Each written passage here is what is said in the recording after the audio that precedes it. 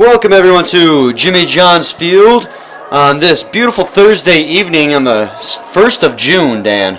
Oh yeah, beautiful evening here. 73 degrees with sunny, clear skies. A couple of clouds out there, nothing to worry about as that sun just beams down, and just beautiful day. We have the Birmingham Bloomfield Beavers, Dan, against the Westside Woolly Mammoths. The Beavers are 4-6 and the Mammoths are 4-5. It's gonna be a great battle. It'll be a good day for baseball. Last time these two teams met was on the 28th of May. It was another good day that day. The Mammoths ended up coming out on top, winning 5-3, and they're going to look to continue that trend today as their starting pitcher is Kevin Matthews, Dan. Yeah, he was the guy that pitched that rain-shortened no-hitter. Yeah, he went 5 innings pitched that day, and he had 10 strikeouts across it, but he also had several walks, and he just, because of the strikeouts, his pitch count was awfully high, so it sure was. Make sure you look. He deals. He definitely does, Dan, but make sure you keep an eye out because his pitch count will get high very early on. Yeah, but I'm looking forward to seeing Jeremy Holcomb.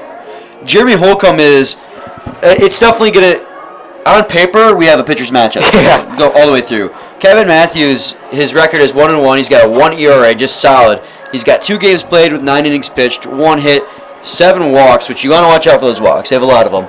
Yeah, exactly. Now, it's going to be a close game. You got a great lineup here for both teams going at it. It's basically the same amount lineup that the Woolly Mammoths are going with the last time they faced the Beavers, which was last Sunday. So, yeah, and Dan, going back to the pitchers real quick, Jeremy Holcomb, like you mentioned, he is definitely the Mammoth's go-to guy out of the bullpen whenever it comes for him his turn to start. He's got a 1.35 ERA across 3 games played. He's pitched 20 innings, which, I mean, is just enough to tell you, Dan, that they trust him in the starting role. They do. Because he pitches a lot for him as a starter. Yes. He's got 14 strikeouts, which is pretty close to what Kevin Matthews does with 18. And their whips are eerily similar. Yes, their they are. ERAs are both, it's 1 and 135. Their whip is .89 for Kevin Matthews and .70 for Jeremy Holcomb, and their strikeouts, their walk rates. Jeremy Holcomb is actually doing better on the walk rates part with only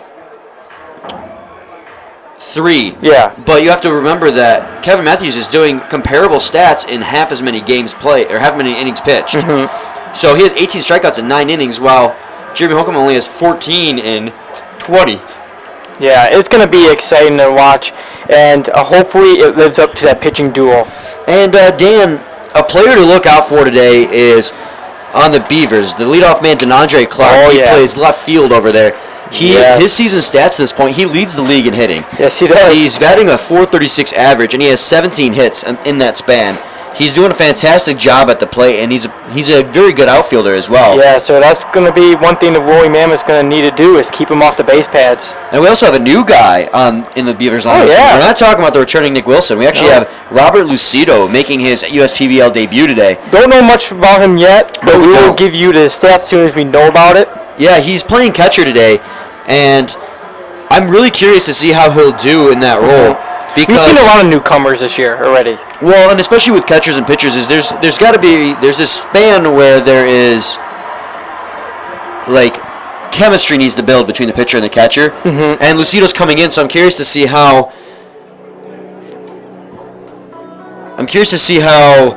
Kevin Matthews can adjust to having a new catcher behind the plate. Exactly. So it's going to be a great game, and I'm excited for it. And, of course, it's Jimmy Buffett night here at the ballpark. It is Jimmy Buffett night. I got mine on. I got my shirt on. Well, where's yours?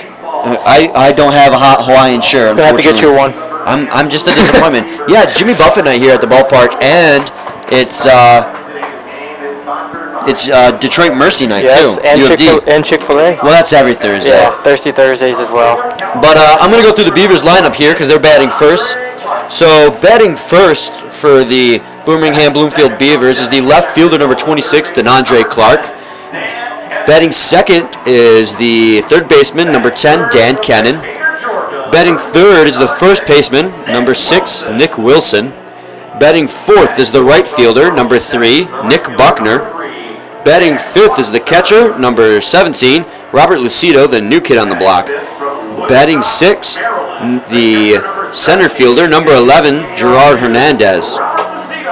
Batting 7th, the shortstop number 1, DJ Martinez. Batting 8th, the DH number 29, Lewis Johnson. And batting 9th, number 13, the second baseman, Thomas Rulis. And on the defensive side of things, out there in the field for the Mammoths to start off the top of the first inning, you got Kyle Hamner playing catcher. You got Tyler McVicker guarding first base. Kent Blackstone will be at second base. Jeff Smith is at shortstop. Riley Palmer is over there at third. And out in left field is Alex Abbott. Protecting center field is Joe Farrell. And right field is Jordan Barnes. And like we mentioned, your starting pitcher for the Westside Woolly Mammoths will be Jeremy Holcomb with that impressive 1.35 ERA across 20 innings pitched. Beautiful. And Dan, the last time Jeremy Holcomb pitched, he went 7 innings pitched, which is impressive. Yes. But he gave up 3 earned runs. So it's a quality start. But that was the first game Jeremy Holcomb had actually given up any earned runs all season. I mean, it was bound to happen at least some point this season. He's a strong pitcher, and I expect him to do really well again today. He hasn't disappointed in his 20 innings. You want your starting pitcher at least go 7 innings strong, so it's set up for the bullpen to relieve. You don't want to be, not to say about the Tigers, but the Tigers go through so many relievers. Well, their bullpen's actually been pretty good right now. Yeah. But let's go through the Mammoths lineup now. Batting first at center field is number 7, Jabba Farrell. Batting second in left field is number 21, Alex Abbott. Batting third, the shortstop, number 2, Jeff Smith. Batting fourth, the third baseman, number 3, Riley Palmer. Batting fifth, the catcher, number 20, Kyle Hamner. Batting sixth, the second baseman, number 9, Kent Blackstone. Batting seventh, the first baseman, number 22, Tyler McVicker. Batting eighth, the DH, number 10, Hagen Wilkie. Batting ninth in right field, number 1, Jordan Barnes. And then on the defensive side of things for the Beavers, at catcher you have Lucido. Playing first base you have Nick Wilson, the power hitter for the Birmingham Bloomfield Beavers. You have Thomas Rulis over there at second base, DJ Martinez at shortstop, and Dan Kennan at third base. And then in your outfield, you have at left field, you have Clark. In center field, you have Gerard Hernandez. And in right field, you have Nicholas Buckner. And starting on the mound, like we mentioned, for the Birmingham Bloomfield Beavers is Kevin Matthews. And Kevin, like we mentioned, Dan, it's going to be a pitching duel today. Yes, it is. We have 2 pitchers who have done phenomenal jobs all season long. I mean, the season's still young. We're only a month in. Yeah. But combined, these guys have done just great jobs on the mound. It's definitely summertime here. So it's time for the national anthem, so we're going to stop talking and try and send it down to it for you guys. We honor America and our military with the singing of our national anthem, performed this evening by Symphony Brzezinski. Can you see by the dawn's early light what so proudly we hailed at the twilight's last gleaming, whose broad stripes and bright stars through the perilous fight o'er the ramparts we watched were so gallantly streaming, and the rockets regular, the bombs bursting in air, gave proof through the night that our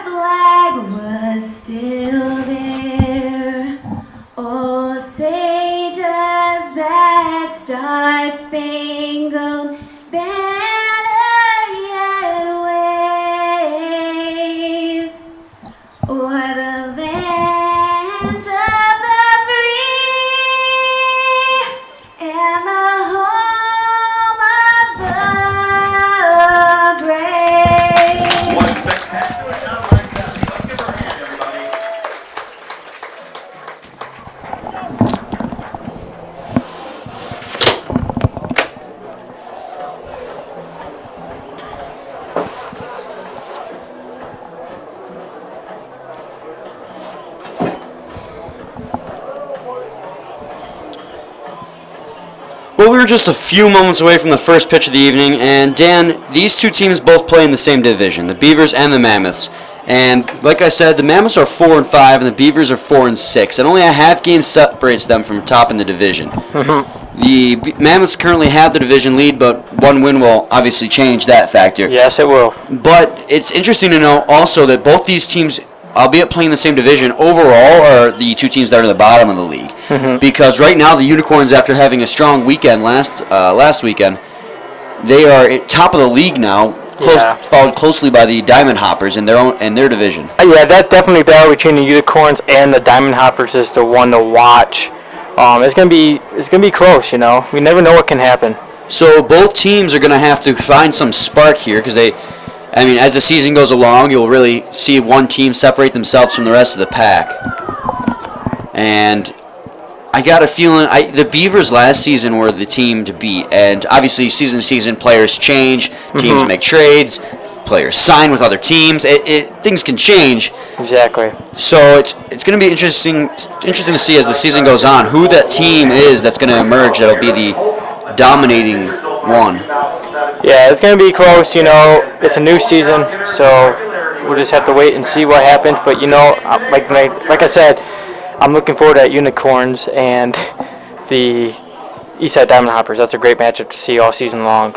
Yeah, those two teams have been doing really well. But we have a great game tonight. A pitching duo, that is. Yep. So DeAndre Clark is going to step in now for the first batter of the ball game here in the top of the first inning. And he's the power hitter for this Beavers lineup.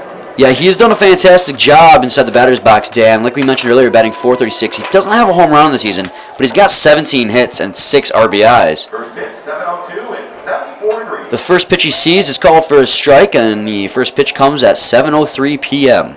Definitely a fan favorite here as well. Oh yeah, every time he gets inside that batter's box, he does an exciting job, and it's 0-2 quickly on him now. It's not hard to see why he would be a fan favorite either, just because of the fact that he performs so well.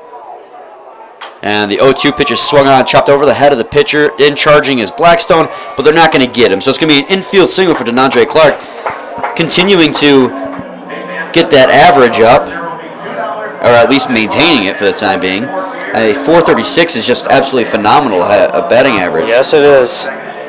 And watch for him on the base paths because he's a threat to steal as well. Yeah, the last time these two teams played, he went 4 for 5. He had 2 infield singles, which we just saw again. He's got incredible speed out there, and as well as an RBI. And so now Dan Kennan will step in. The first pitch to him is going to be in for a strike. So it's 0-1 on him. So Jeremy Holcomb's going to want to make sure he keeps an eye on DeAndre Clark over there at first base because he's got a lot of speed and he's not afraid to use it. Dan Kennan, the last time these two teams played each other, his out ball swung, not deep enough as Joe Buffaro's going to get underneath it for the first out of the ball game. Like I was saying, Dan Kennan, last time these two teams met, only went 1 for 5. So, and here comes the power guy, Nick Wilson. Yeah, Nick Wilson's definitely a guy you want to fear at the plate whenever he steps up, Dan. He hits home runs like crazy. And he crowds the plate as it is. Yeah, well, that's also why the pitchers tend to pitch inside to him because he crowds the plate and he keeps his hands so incredibly high in his batting stance that it's tough for him to hit those pitches inside. And those pitchers like Jeremy Holcomb are quick to learn that as that ball's outside. So 1-0 now on him. Yeah, I think the last time we seen him, it only took 2 or 3 pitches and it was gone. I'm not sure about the last time that we saw him. But last time he played, he went 0 for 2, but walked 3 times. So the pitchers are cautious when he's at the plate as he swings and misses at that one, 1-1. And like you noticed just now, Dan, that pitch was inside as well. So the pitchers think they have an idea on how to pitch to him, and it's been working for him so far. But like I said, 3 of those walks last time these two teams played each other were because the pitchers are insistent on pitching inside. So if they can keep him swinging and missing, then it'll work out as he checks a swing on that one, and it'll go for a ball, 2-1 now.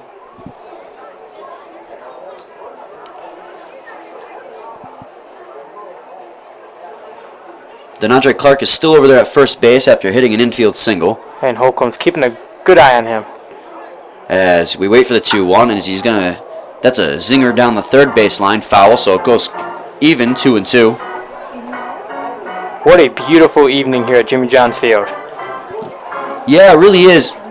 We've had a stroke of good luck here this past few ball games we've broadcast. It's just been sunny day after sunny day, and I hope this trend continues. Here comes the 2-2 pitch, and he's going to chop that one foul on the third baseline as well. Mishandled by the third base coach. We had great weather last week over Memorial Day, except for that Thursday game. Yeah, that Thursday game was odd, Dan, because it was just a misty rain the entire game, but not hard enough to stop the gameplay. But it was a good mist, and I've never seen a rain like that just be consistent. As he chops that one foul again, so it'll remain 2-2. And me either. It was shocking. That is.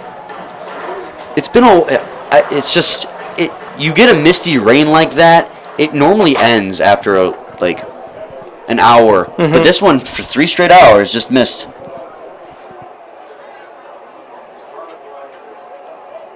Here comes the 2-2 pitch, and he's going to swing and miss at that one as DeAndre Clark's going to try and steal, but he's going to be caught out, so that's going to be it for the inning after Nick Wilson swings and misses, and then Hamner throws out DeAndre Clark at second.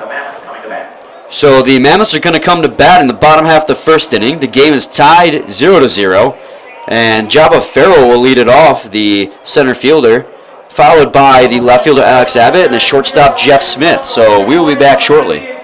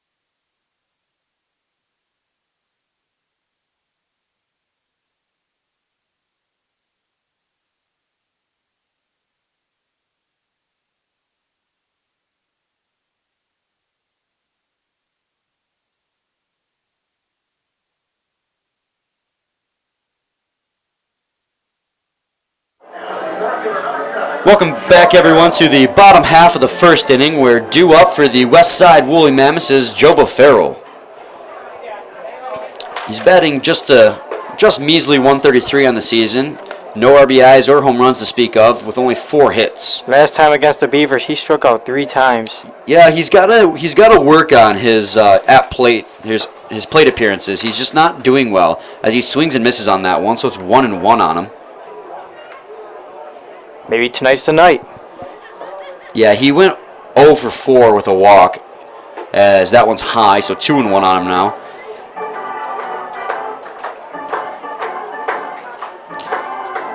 And Kevin Matthews is throwing some heat out there as that last pitch came in at 91 miles an hour. That one again at 91 as that one misses. Catcher Kabiri, hold on to that one. So it's 3-1. Yeah. Well, he's throwing some heat out there as the throw back from Lucido out to the mound goes between Matthews' legs. I really like the Beavers' uniforms tonight. Oh, I do too. I like the Woolly Mammoths as well. Well, the Woolly Mammoths have a very simple white uniform, and I've always been a fan of that. As that one misses high and inside, so it's going to be a walk to the first batter for the Mammoths. And Kevin Matthews tends to walk a lot of guys as well as strike them out, so be ready to see a lot of that today. So now Alex Abbott will step in. He did not play the last time these two teams played each other. Abbott is the left fielder today for the Westside Woolly Mammoths, as he's kicking some chunks of dirt up. Batting average 318. Has 7 hits and 5 RBIs. Yeah, he's got 2 home runs as well, Dan, and he's one of those players for the Mammoths who've been really coming through where his teammates have been lacking, as that ball misses low and outside for a ball 1-0. He's definitely been consistent when he's in the lineup, that is. I mean, if you're batting anywhere above 300, you're doing a good job.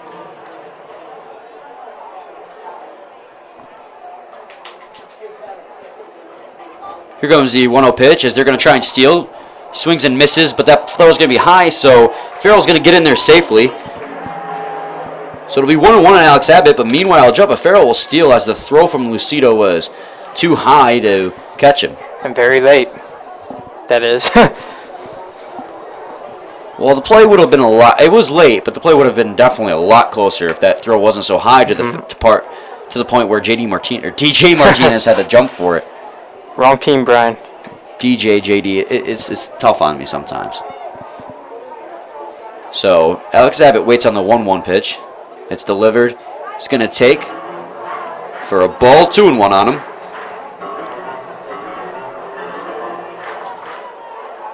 So now the Mammoths are the first team to have runners in scoring position today after the Jabba Farrell steal.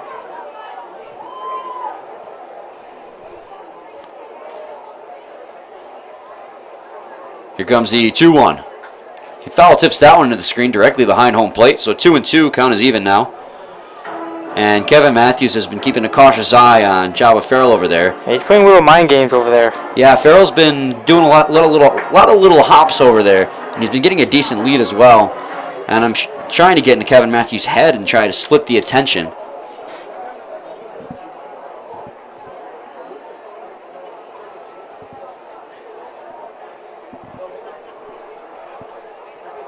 Here comes the 2-2 pitch. That's in there for a strike. He's going to strike him out looking for the first strikeout of the ball game. Or, I'm sorry, second strikeout, but the first one for Kevin Matthews. Alex Abbott didn't agree with the ump on that call. Well, you're not always going to agree on the calls, but there's not really much you can do about it. We don't have you can't challenge a strikeout call, so yeah, you can yell at the ump, but that's just going to further damage. You're never going to win the battle against an ump, no matter what. So Jeff Smith will step in with a runner at second and 1 out. The game is tied 0-0 here in the early goings.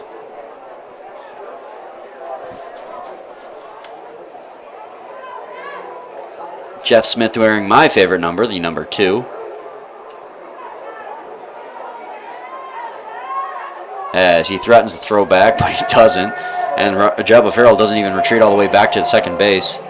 He's also got a smile on his face. Playing those mind games.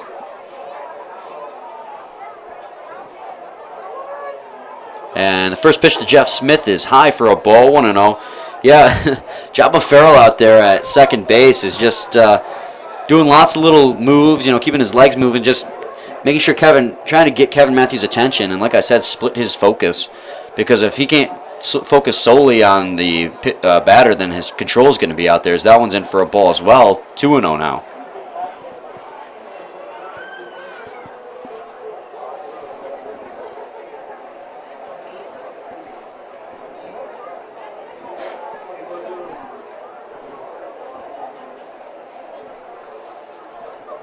Here comes the 2-0 pitch. High, way high to the back. Lucido had to stand up to get that one. And had to spin around. 3-0 now. Did like a little twirl. Little twirl.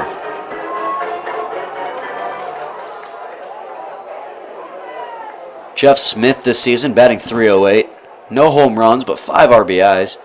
As it's 3-0s in there for a strike, 3-1 now. The last time these two teams met, Jeff Smith went 1 for 2. He had 2 walks.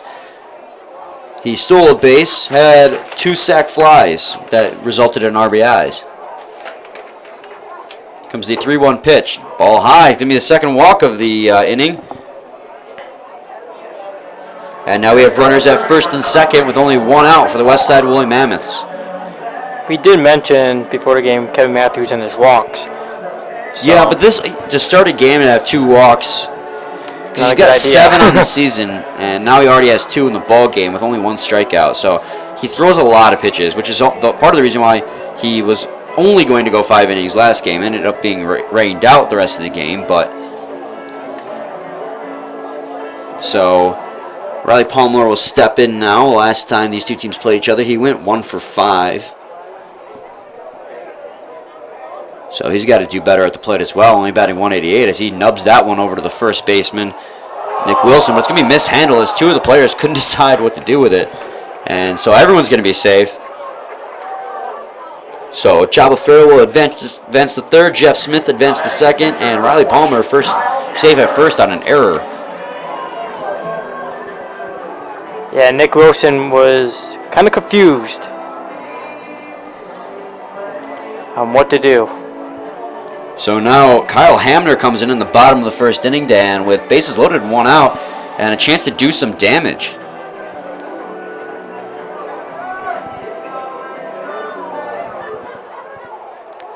He didn't play last time these two teams faced off. But he has 5 hits and has 2 RBIs. Batting average 250. And it's going to be a ball 1-0 to start the at-bat.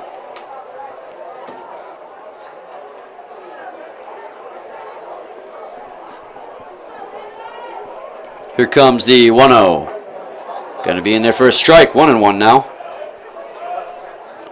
Kevin Matthews has to be feeling the pressure early on here now. He's walked 2 men on, and then thanks to an error on his defense's part, the bases are loaded. And pitchers really do hate it when the infielder or whatever outfielders commit an error. Comes the 1-1 pitch. And that ball's going to be fouled into the screen right of home plate.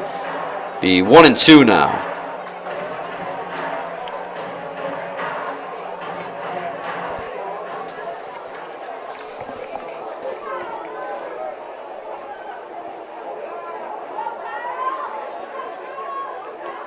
Here comes the 1-2 pitch. It's going to be in there for a ball. 2-2. Count is even.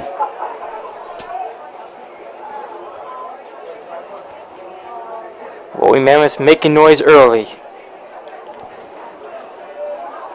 Pretty good crowd out here today at Jimmy John's Field. As that ball is chopped foul. We have some students here from Detroit Mercy. Yep, U of D night. The patios are full, and there's a few people out on the hill. It's a Thursday, so you expect it to be a little bit lighter on the crowd, but thanks to how beautiful the day is, we've got more people than we normally would have.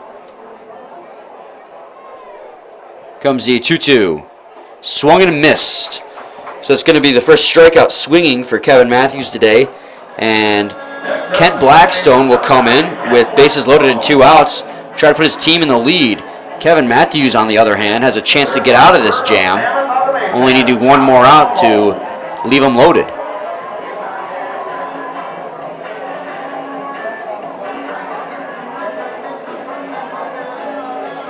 Blackstone, the last time these two teams faced off, went 1 for 3, Dan. He had a 2 RBI single and 2 walks, so he does pretty well at the plate, at least the last time these teams played, but he's batting only 133 on the season, as that first pitch to him is going to be inside. It's going to be a different look for the pitcher, too, because Kent Blackstone's a lefty, so he's going to have to attack him differently. Definitely a challenge for lefty pitchers going against their own hand at the plate. Here comes the 1-0, swung on and missed. 1-1 now.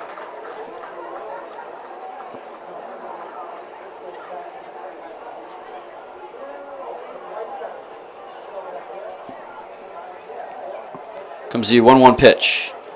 In there for a strike, 1-2. Kevin Matthews is 1 strike away from getting out of this bases loaded jam here in the early goings. That was a great pitch by Matthews. Pinned down the inside corner. Comes the 1-2 pitch. Swung on and missed, and Kevin Matthews strikes out the last two batters to get out of a bases-loaded jam and leave them loaded.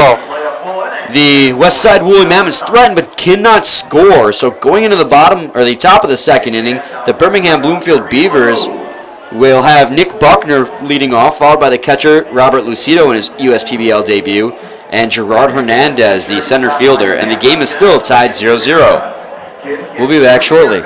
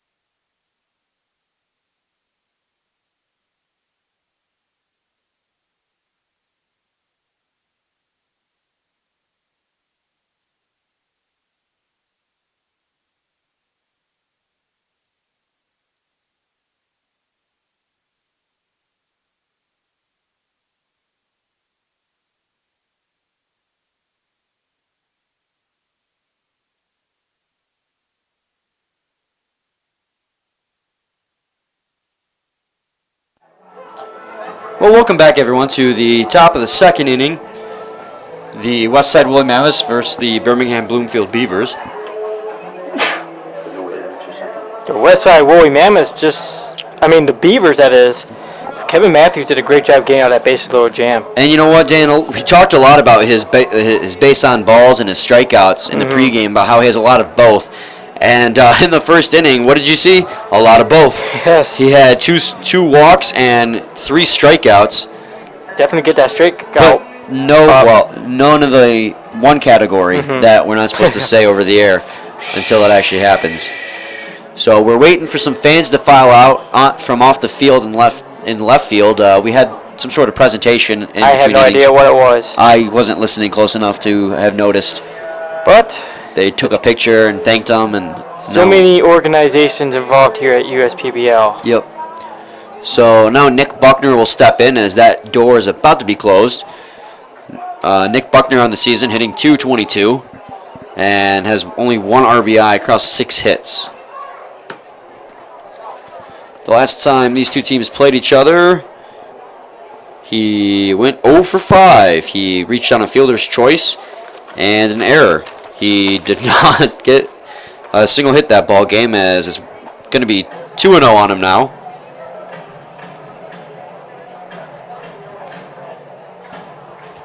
He does, however, have 4 walks on the season, so he knows how to lay off the pitches.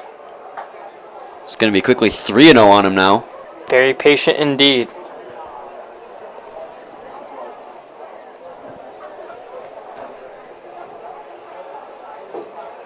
And it's going to be a 4-pitch walk for Nick Buckner.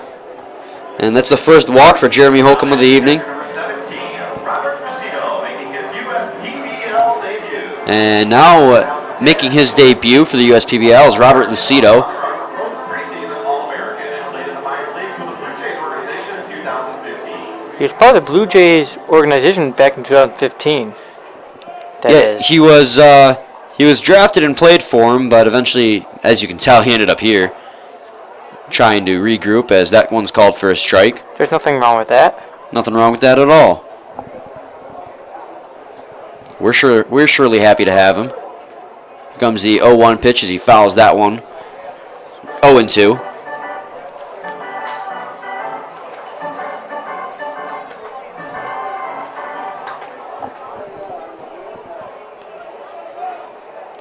The Beavers have the only hit of the ball game for either team. That came courtesy of DeAndre Clark on his infield single.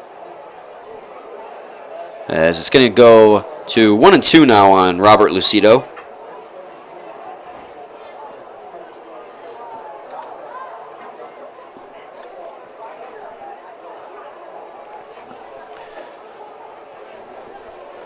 And it's going to be 2-2, count even now on the newcomer.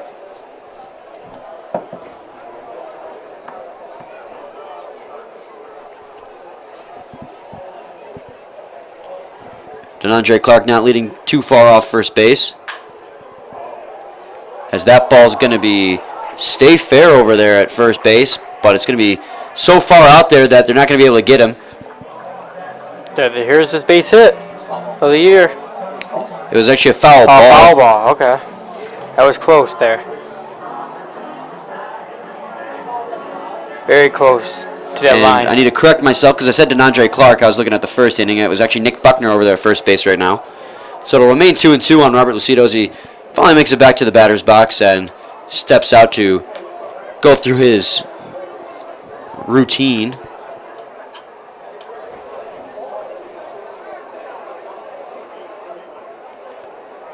Comes the 2-2 pitch. That's going to be in there for a strike, and he's going to strike him out for his second strikeout of the ball game. And so now we have 1 on and 1 out with no runs in this ball game in the top of the second inning. Due up now is Gerard Hernandez. Hernandez did not play the last time these two teams met. He's got a lowly 108 batting average on the season. He has not done too well at the plate. And he swings and misses at the first pitch he sees. 0-1 on him. But it's only the beginning of the season. Yeah, for a man in a slump, Jeremy Holcomb's not the pitcher you want to face.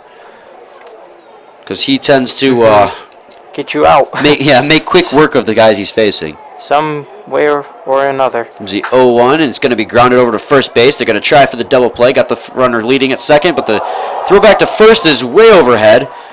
But Gerard Hernandez isn't going to try to go to second. So he'll get on a fielder's choice as they throw out Nick Buckner over there at second base.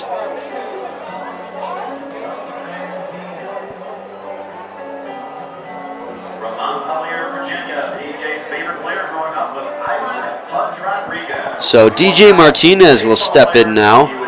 Last time these two teams met, Dan, he went 0 for 2. He walked in 2 plate appearances and then flew out the other 2. Batting .258 on the season. Comes the first pitch to him. Going to be in there for a strike, 0-1. Gerard Hernandez over there at first after hitting into a fielder's choice.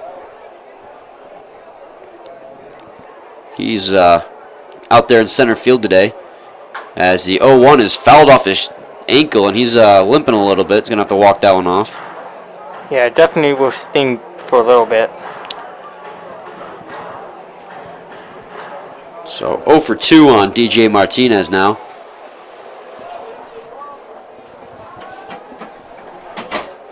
DJ Martinez is your shortstop for the Beavers today as he looks at his 0-2 pitch. Going to be outside for a ball, 1-2 now.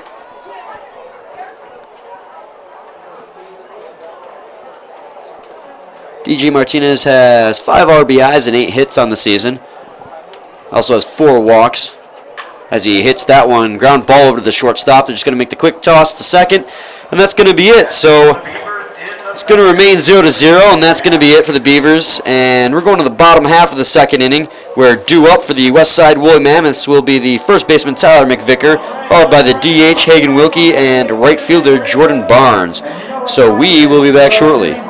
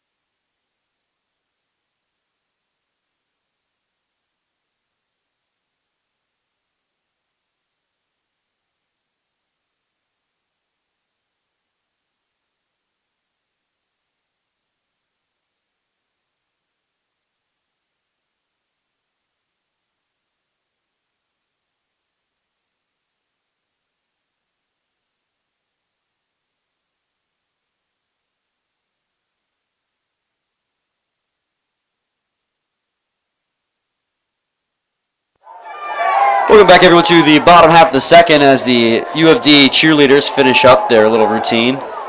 Walk-off stage left. And it's quickly 1-1 now on Tyler McVicker. Tyler McVicker on the season is batting .233. Went 2 for 4 his last time these two teams played. Both of his hits were a single. Didn't we call him last time Vic? That is what his managers call him. That's what manager Chris Newell puts on the scorecard. That's what all his teammates call him as he swings and misses at that one. Count is even, 2-2.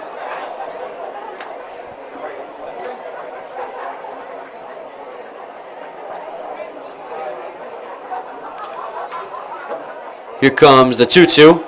Inside for a ball, 3-2 now.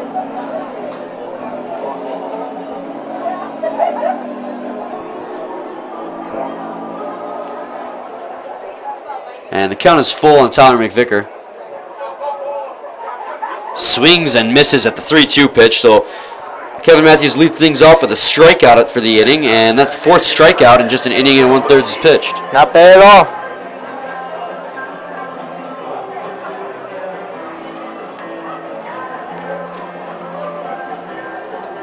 It's a great pitch by Matthews.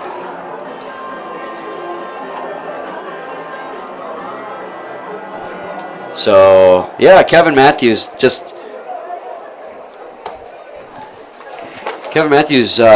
out of a jam in the first inning from the bases loaded and continues to throw lots of strikeouts. And it's 0-1 on Hagen Wilkie now.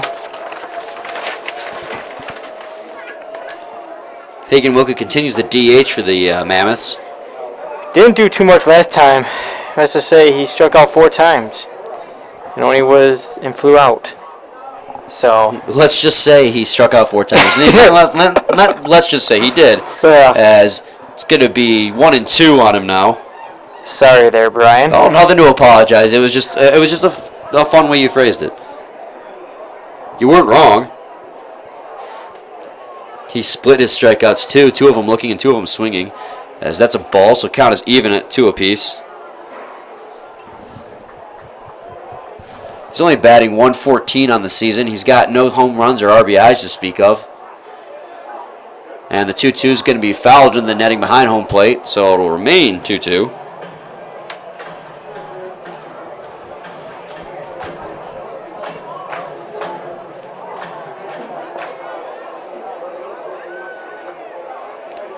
The 2-2 again. Going to be outside. Count is full now, 3-2. This ball game is tied after 1.5 innings of play. The only hit goes to the Beavers, as the Mammoths still look to get in that hit column, and he swings and misses at that one. So 2 consecutive strikeouts now. I'm sorry, actually technically 4 consecutive strikeouts if you span it back to the first inning. Make that 5 for Matthews. All of them swinging. And Kevin Matthews keeps striking players out left and right. All of his outs have been strikeouts too. Yeah. You're certainly right, Brian. He's got, and he comes into the game with 18 strikeouts and has already added 5 more since the start of the game. As the first pitch to him is going to, as the first pitch of Jordan Barnes is a ball, 1-0. Here comes the 1-0 pitch. Swung and just popped up into the infield, and a diving play by Kennan, who's not able to get it. But Martinez makes a throwing catch and gets him out over at first base. So great play by Martinez to corral that ball and still throw Jordan Barnes out at first. Beautiful play.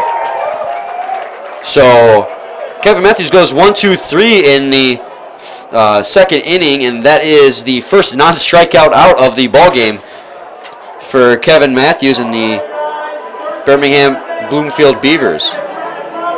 So coming up in the top half of the third inning is the DH Lewis Johnson, followed by the second baseman Thomas Rulis, and the left fielder DeAndre Clark. So we'll be back shortly.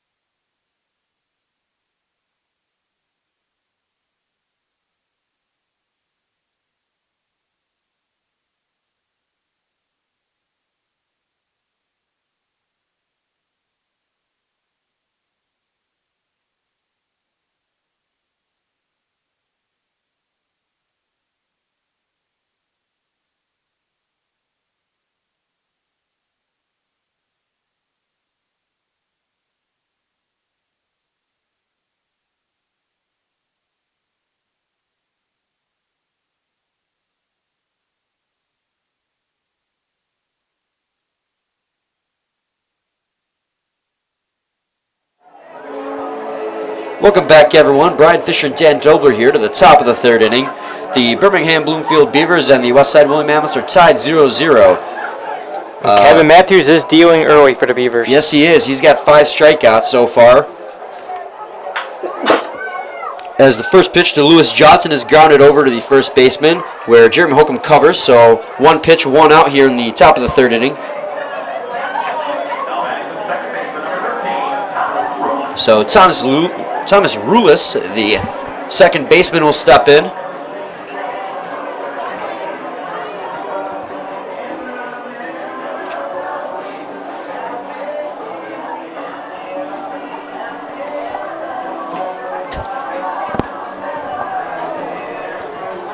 Thomas Rulis on the season is batting .281. And the first pitch to him is going to be called a strike, 0-1. Has 9 hits and has driven in 3 runs and has 2 RBIs. Here comes the 0-1 pitch. He's going to drive that one right back up the middle. Talk And about driving. Yeah, it's going to be a base hit for Thomas Rulis, the second of the ball game for the Birmingham Bloomfield Beavers. Left fielder, number 26, DeAndre Clark. So now DeAndre Clark will step in. He got a base hit in his first at-bat back in the first inning. It was an infield hit. I'm telling you, Brian, with all this Jimmy Buffett music, wish I was on a beach somewhere. Or somewhere in Margaritaville, that is. Well, they do have Margaritaville restaurants. Ooh. Is that what you're referring to? Yeah.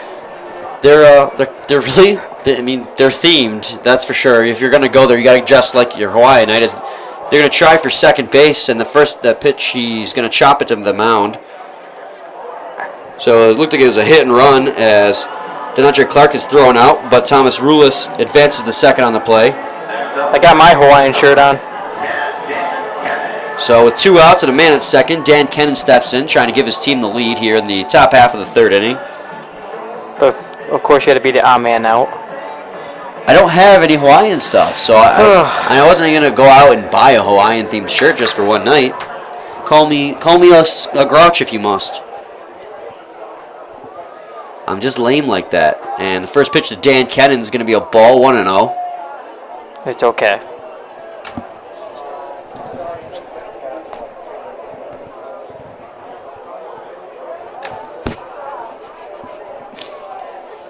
And the second pitch to Dan Kennan is going to be foul tipped for a strike, 1-1.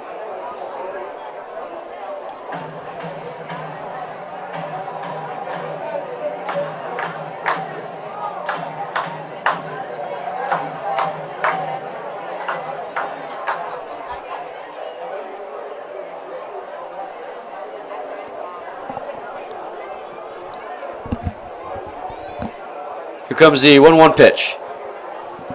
It's going to be in there for a ball, 2-1. One man on, 2 outs in the top of the third inning. Tied ball game, 0-0.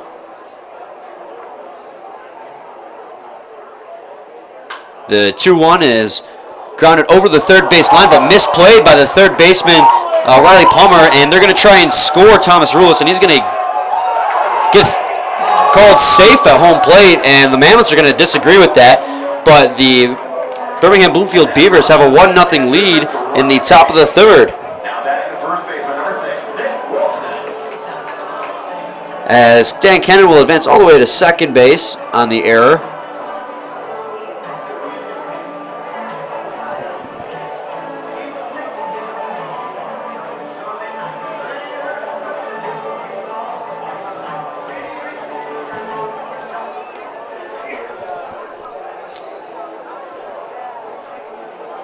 So now Nick Wilson will step in. First pitch to him is a strike. He's still got runners in scoring position after Dan Kennan got all the way to second on that error, but his team now leads 1-0 with a chance to extend it. Nick Wilson struck out swinging his last time up. The only strikeout, or one of the 2 strikeouts Jeremy Holcomb has in the ball game. Be 1-1 now on him.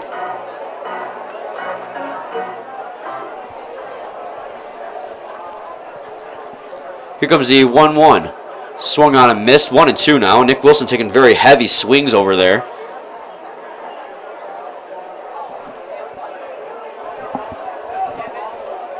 And correction, John Crank is actually pinch hitting for Nick Wilson here in the third inning, and I'm curious to know if there's an injury to Nick Wilson, as that one's swung on and foul tipped. You could be possibly right, Brian. I don't know yet. We haven't heard anything about it, but that's the only thing I can imagine you would pull your power hitter out of the game so early on for. he didn't look himself after striking out back in the first. I think he. And the 1-2 is going to be chopped fair down the third base line. They're going to throw it down to first and get him and end the inning. But the Birmingham Bloomfield Beavers take a 1-0 lead after an error by Riley Palmer. So it's 1-0 in favor of the Beavers as we go to the bottom half of the third inning. Due up for the Westside Woolly Mammoths is Jabba Farrell, followed by Alex Abbott and Jeff Smith. We'll be back shortly.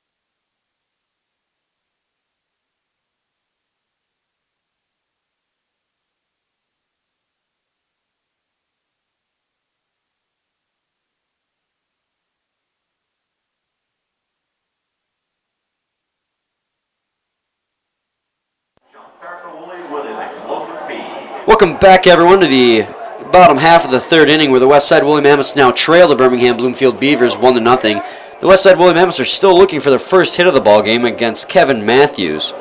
Kevin Matthews, who so far through 2 innings has thrown 5 strikeouts, and 4 of which were swinging. Definitely dealing. He's definitely, and he's got 2 walks as well, so his strikeout rate and his walk rate are still high. So I can't imagine his outing lasting too long with stats like that, but it's an exciting outing as long as it lasts. So Jabba Farrow will step in with hoping to break up this no-hitter for Kevin Matthews here in the third. He walked back in the first and stole second base safely. And it's going to be called a strike to Jabba Farrow. 0-1 now.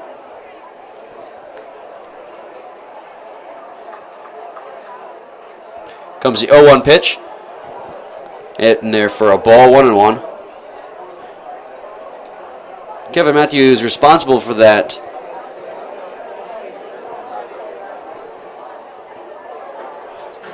Is responsible for that short no-hitter back in the back last Sunday, or 2 Sundays ago. 2 Sundays ago, yep. Week's been going by fast. And he now has 7 consecutive no-hit innings going. So he's just continued to deal from game to game, as it's 3-1 now on Jabba Farrow.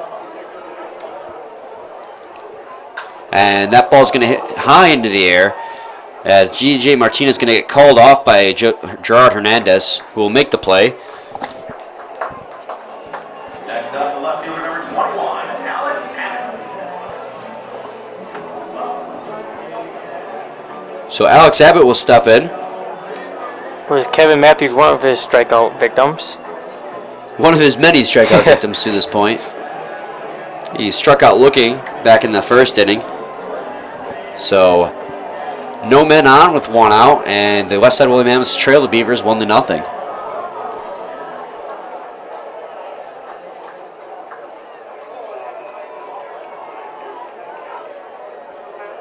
Here comes the first pitch to Abbott. Outside, 1-0.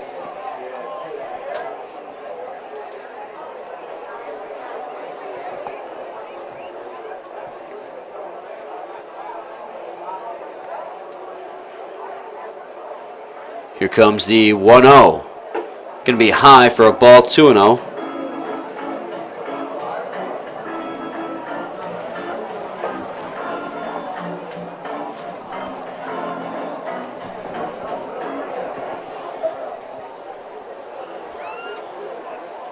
Here comes the 2-0 pitch.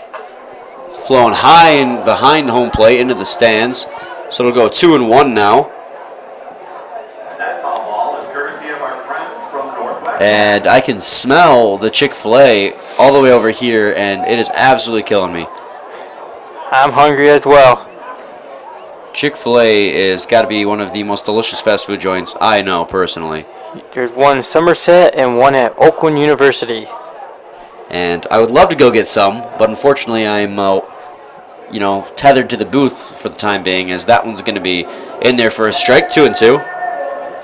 I can't go anywhere either, Brian. I mean, just go get us some. Go run and get us some sandwiches. Okay. I'm off. I'll make up some excuse for you.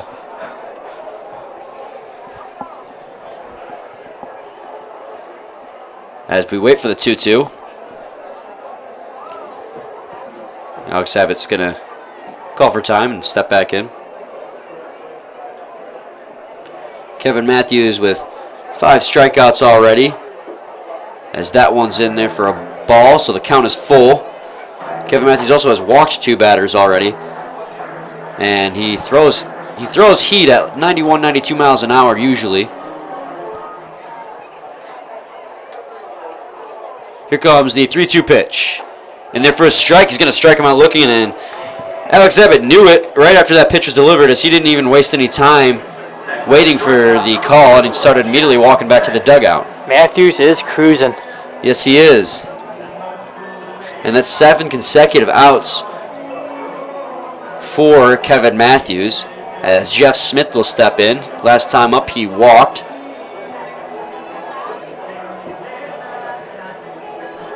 So no men on with 2 outs, 1-0 lead for the Beavers. The first pitch to Jeff Smith is a ball, 1-0.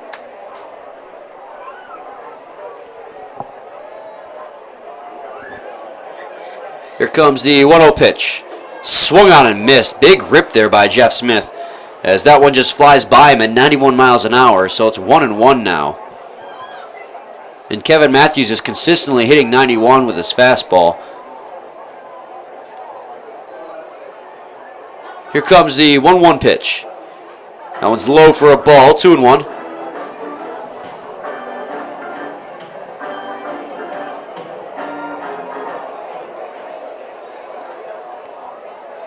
Here comes the 2-1. Way high as Lucido has to jump up to get that one. 3-1 now. And Jeff Smith already walked once in this ball game, and with one more bad pitch could walk again for the second consecutive time, putting the first man on in the inning for the Woolly Mammoths. As he swings and foul tips that one in the netting, so the count is full now at 3-2.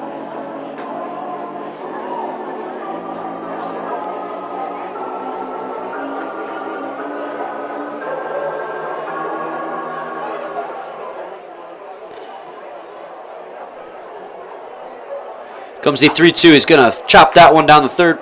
And the DJ Martinez is going to make the play, but it's not going to be in time. So that's going to be the first hit for the Westside Woolly Mammoths today, breaking up the 7 consecutive inning no-hit streak going for Kevin Matthews. And we did not jinx it this time. Or ever. And Riley Palmer will step in with 2 men out and a man on first. Last time up, he reached on an error.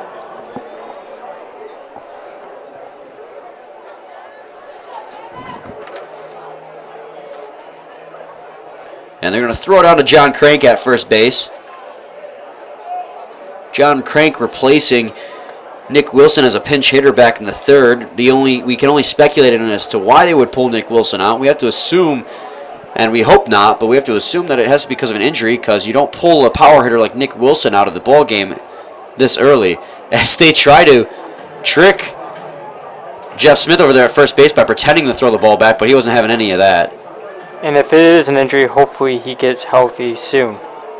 Indeed. As a lot of these players know each other, so none of them will wish bad health upon one another.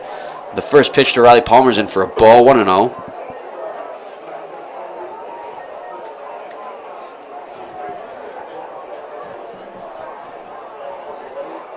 Comes the 1-0, and he's going to fly that one. It's going to be a base hit over there in the right field.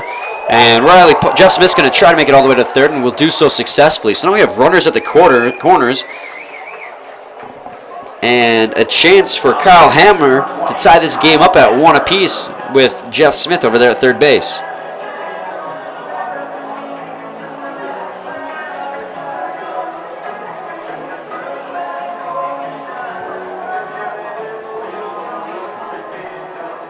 Kyle Hamner's first time up, struck out, one of many of Kevin Matthews' strikeouts.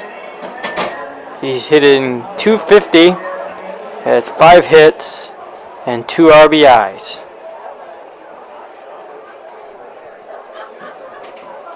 Comes the first pitch to Hamner. That one's going to be flied foul over top of the visiting team dugout.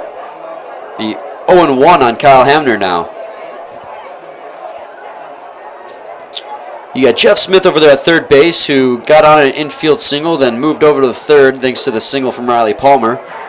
And it's going to be 0-2 now on Kyle Hamner. Riley Palmer, meanwhile, sits comfortably at first base.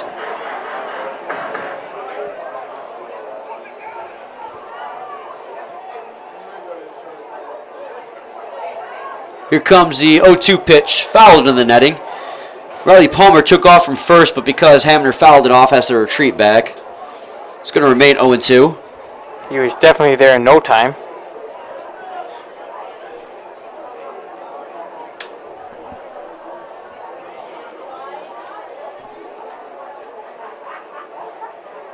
Here comes the 0-2 pitch. He's going to swing and fly that one foul over onto the patio in right field. So yet again, it will remain 0-2. You got runners at the corners with 2 outs. Beavers still lead it 1-0.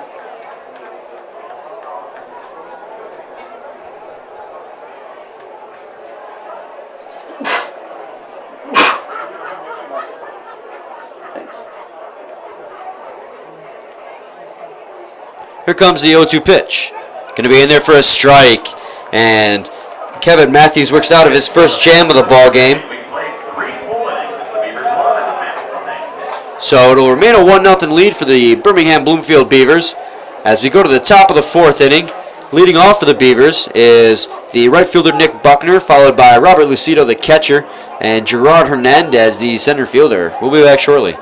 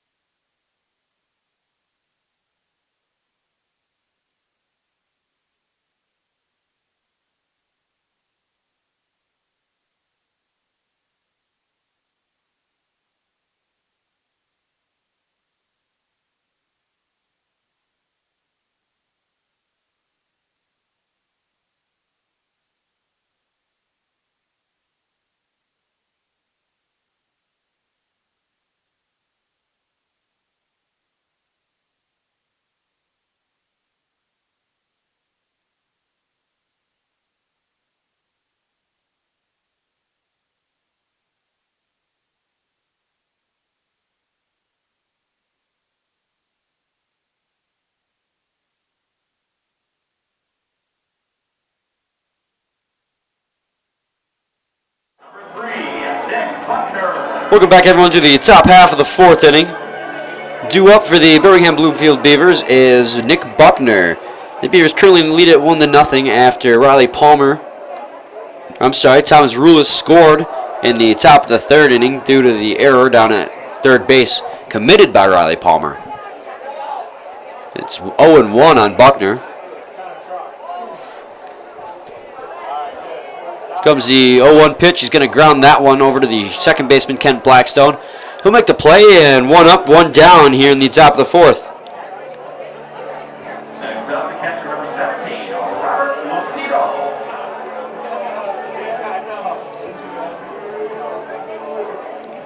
So Robert Lucido, the newcomer here to Jimmy John's Field, and his first game as a Beaver, will take the plate, and the first pitch to him is going to be a strike. Not so a successful first outing.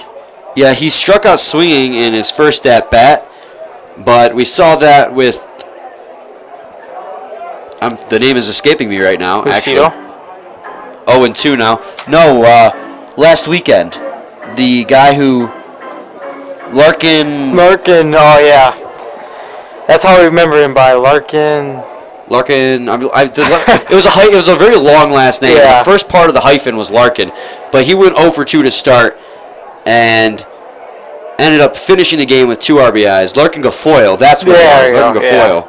And it's 1-2 on Lucido, so you can't really judge Lucido based on his first at bat as he flies that one to center field, shallow, and Farrell's going to make the catch. But Gudakowski, who made his debut a couple weeks ago, did a really good job.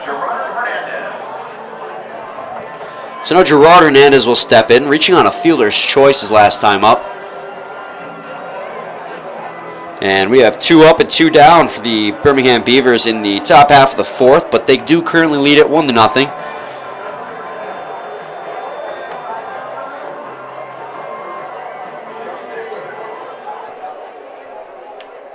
Here comes the first pitch to him. In there for a strike, 0-1.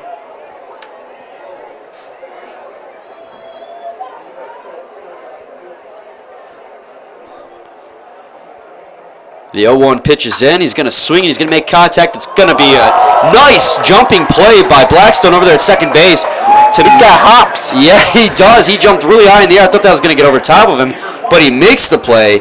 So it'll be a 1-2-3 inning for Jeremy Holcomb as we go to the bottom half of the fourth inning where the Beavers lead at 1-0. Leading off is Kent Blackstone, followed by Tyler McVicker and Hagen Wilkie. We'll be back shortly.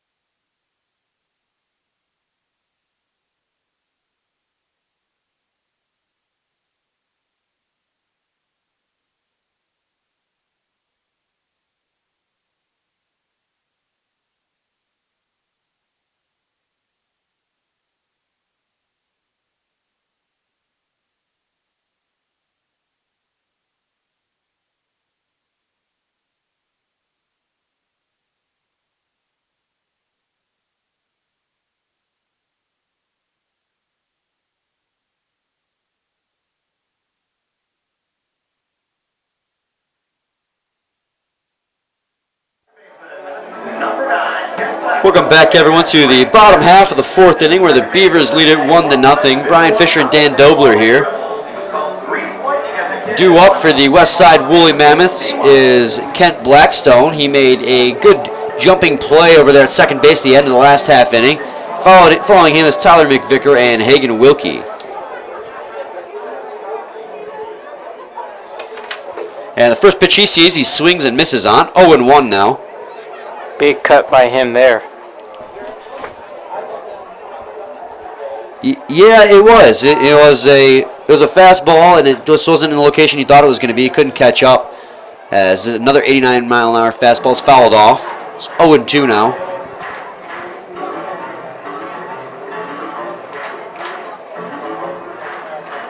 The first time up, Kent Blackstone struck out swinging, one of many of Kevin Matthews' victims today. As the 0-2 pitch is in for a ball, 1-2 now.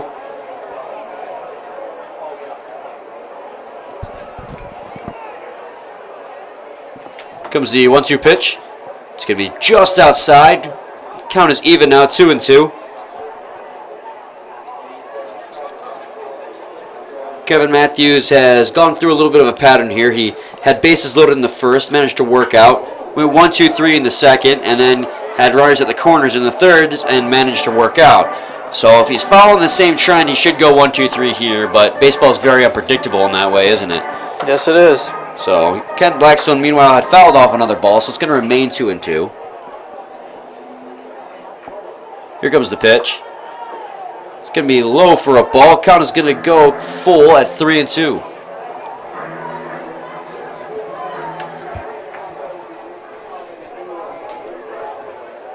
Here comes the 3-2 pitch. It's going to swing and foul that one right behind home plate. So it will remain full.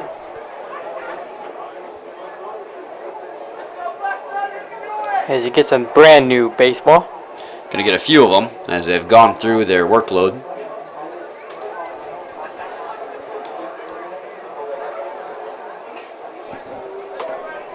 Comes the 3-2 pitch. Ooh, broken bat on the play, and he's going to ground that one over to first base, and that's going to be one out. Kent Blackstone did a good job getting the count full, but unfortunately a broken bat's going to end it for him. And Thomas Ruiz over there at second just had a sidestep. Get out of that way of that broken, shattered bat. Yeah, that bat went further than the ball did and went all the way to the second baseman Thomas Ruiz, like you mentioned. And Tyler McVicker will step in following that interesting play. as he flies that one into the air over in right field, as Buckner is going to run out of room and it will land in the Beavers bullpen. That foul ball is courtesy of our friends from Northwest Tech.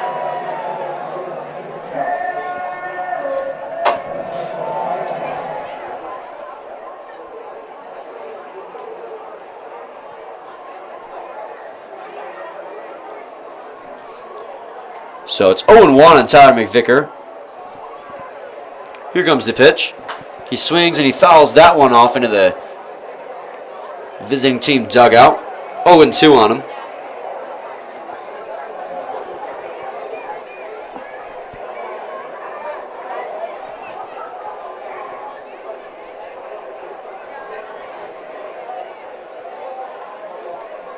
As Kevin Matthews is going to step off the mound for a second.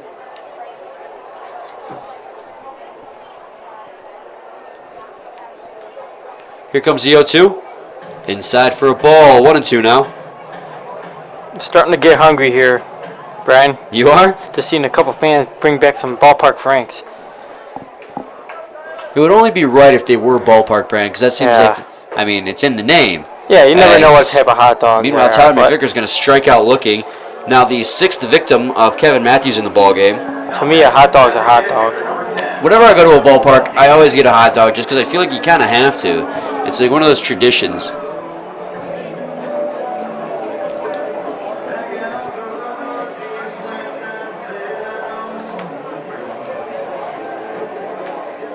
And correction on that, that wasn't 6 strikeouts, but now 8 for him in just 3 2/3 innings. And the first pitch to Hagen Wilkie is going to be a strike, 0-1. He's thrown so many that we lost count. Yeah, I lost count because, like you said, he's been striking out guys left and right as the 0-1 pitch is fouled off. So it goes to 0-2.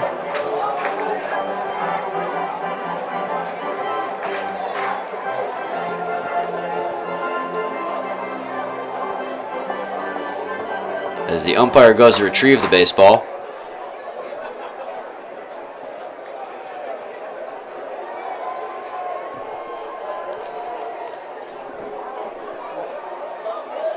Here comes the 0-2 pitch. Gonna be down low for a ball, 1-2.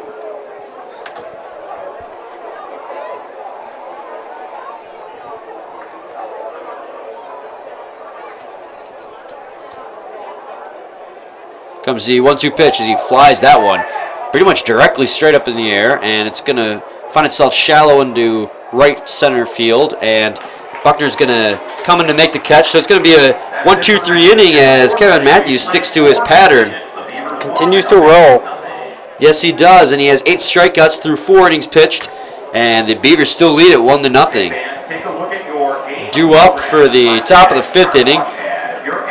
DJ Martinez will lead it off, followed by the DH Lewis Johnson and the second baseman Thomas Rulis. So we'll be back shortly with more.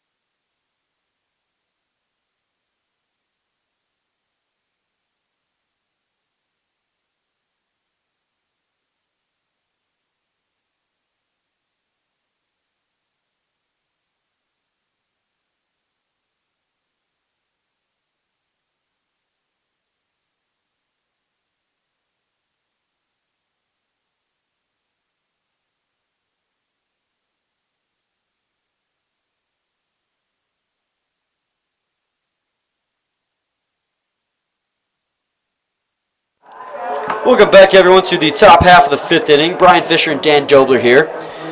Beavers and Mammoths. Beavers currently lead at 1-0. DJ Martinez is stepping in for his second plate appearance of the ball game. First pitch, he'll check his swing, but be called a strike. He grounded out into a fielder's choice last time. So it'll be 0-1 on him now.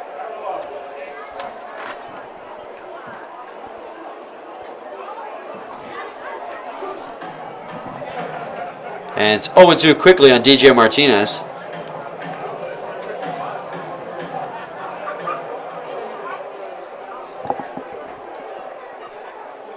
And the 0-2 pitch is in, going to be very inside as DJ Martinez has to twist out of the way. So 1-2 now.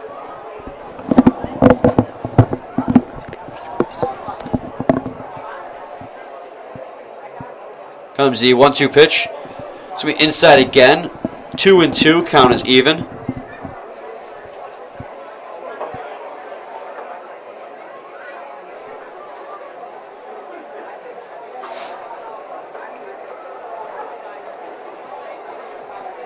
Comes the 2-2 pitch. Swung on and missed by DJ Martinez, and he goes down on strikes. So Lewis Johnson will step in with 1 out. That'll be Holcomb's third strikeout. Yeah, Holcomb not necessarily getting nearly as many strikeouts as Kevin Matthews, but being just as efficient in getting players out. The 1 run that the Beavers have scored has been unearned, so that does not count against him. And the first pitch to Johnson is going to be outside for a ball, 1-0.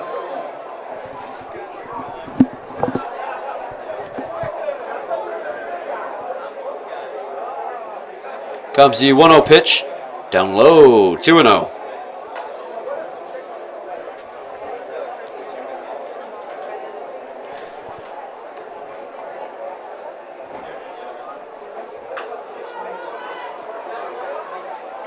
You said you're hungry for Chick-fil-A, Brian, right? I did, yeah. Oh, here's a staffer with a Chick-fil-A bag. Where? Over here, to the right. Oh, you sure are right. He's so close to us. You think if I hollered out the window, he'd come give me one? I don't know.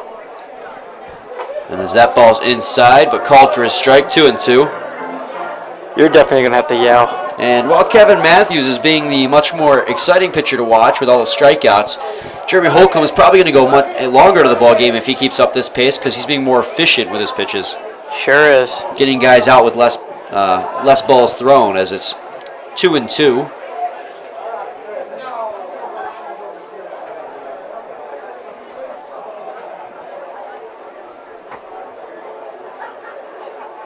Comes the 2-2 pitch. It's going to be inside for a ball. Count is full, 3-2.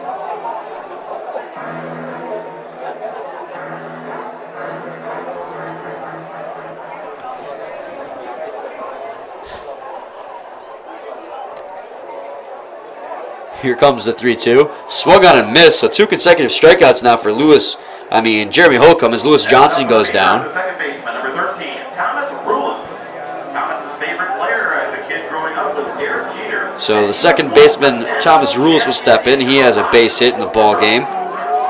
Rulis' favorite player growing up is Derek Jeter. I feel like that's a cop-out answer, though. I mean, you can't go wrong with Derek Jeter. No, you can't. Yeah, someone a little lesser heard of, in my opinion, as that one's high for a ball, 1-0. I mean, everyone's going to go for the big-name players. Who is your favorite player going up, Dan? That's what I want to know. Can I come back and answer that? What, you don't know off the top of your head? Be Growing up, you know what? I was a huge fan of Bobby Higginson with the Tigers. Bobby Higginson? Yeah. I can get behind that one. He's a pretty good player.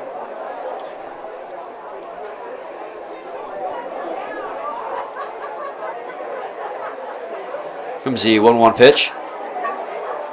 And that ball's going to be grounded fair down the first base line. And they're going to go 1-2-3 in the top of the 5th inning. We've played half of the game so far, and the Beavers lead it 1-0. So when we come back, leading off for the Westside Woolly Mammoths will be Jordan Barnes, Joe Farrell, and Alex Abbott. Stay tuned.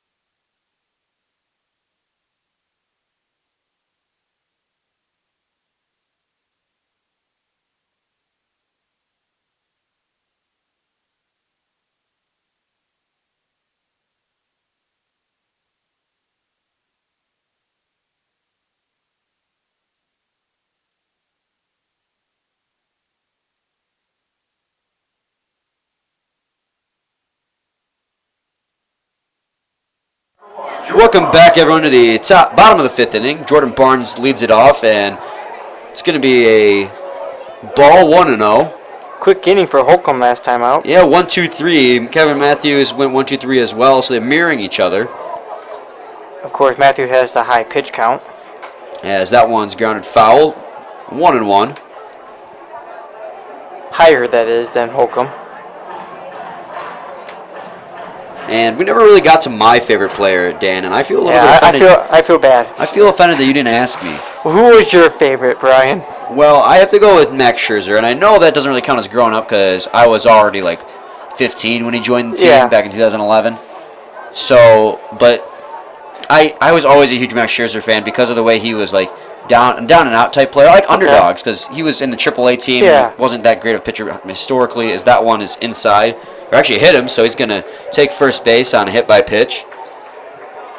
And his comeback story to now being one of the most effective pitchers in the league is something crazy. Yeah. I remember I went to one of his games, Dan, where he ended up striking out 16 pitchers. Oh, you were at that game? You were at that game, were you? Yeah, we struck out 16. That's really amazing. Yeah, he's. I wish we could have kept him, but he's still done such a fantastic job. I think he's had, 2 no-hitters now with the Nationals? Yeah. He's been dealing with them. If only the Nationals were a better team. Jabba Farrell will step in now. He is 0 for 1 so far today. He drew a walk in his first plate appearance back in the first as they throw it down to first real quick. Jordan Barnes had just recently reached first base on a hit by pitch. Now, I said Bobby Higginson was my favorite, but if I had to pick another one, it would have to be Ken Griffey Jr. growing up. Yeah, Ken Griffey Jr. is actually on the new MLB The Show cover, isn't he? Yes, he is. That one's in for a ball, 1-0. One of my favorite sports video games. I have an Xbox, so... You miss out. Yes. PlayStation 4 all day, dude. Here comes the one. Oh, no, they're going to throw it down to first. But Jordan Barnes just kind of jogs back in. I still play the MLB 2K12, which is got Justin Verlander on the cover. I have that one, too. It's the only reason I haven't traded it in is because it has Verlander on the cover. Back in his glory days. Here's the 1-0. Swung on and missed. 1-1 now on Jabba Farrell. I used to think that game was fun, and then I started playing the show and realized what I was missing out on. Yeah, I definitely missed out. I had a PlayStation 2, and I played the MLB show. 07 was the last one they made. For the PS2? Yeah, wow, I think so. That's actually fairly recent. I'm kind of impressed. Yeah, so I still sometimes... Throw down to first again, just to keep him there. Downstairs, we have a PlayStation 2 setup, so I sometimes go down there and play it. I don't really play my PS2 that much anymore. The graphics may be very bad, but it's still good to play. So it's 1-1 count on Jabba Farrell right now. And here comes the 1-1. It's going to be high for a ball, 2-1. Kevin Matthews has been striking out a lot of pitchers, or batters. I keep saying pitchers for some reason. Striking out a lot of batters, but because of that fact, his pitch count's awfully high. So we have action over there in the bullpen. The 2-1's in there for a strike. It's going to be 2-all now.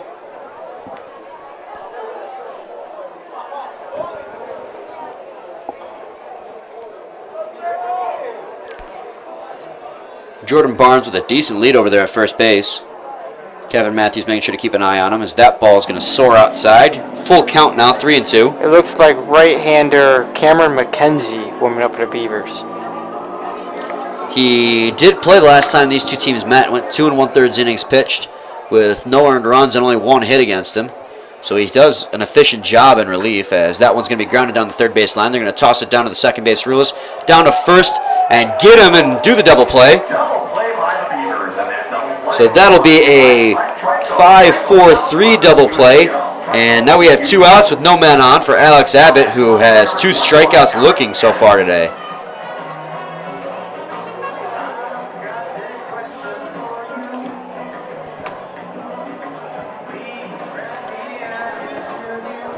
So no men on, 2 outs, the bottom of the 5th inning.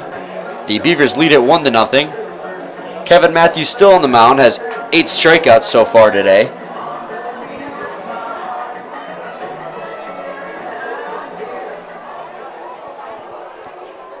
About 1/3 of his strikeouts this season have come in today's ball game.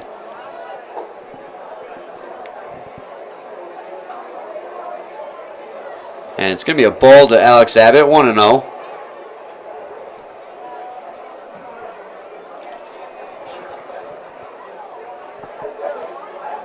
Comes the 1-0 pitch. Going to be fouled over the netting into the crowd. So it'll be 1-1 on Abbott. Abbott playing left field today for the Westside Woolly Mammoths. Hasn't really had much action out there as of yet either. In fact, he hasn't had any action out there as he doesn't have a single put out today.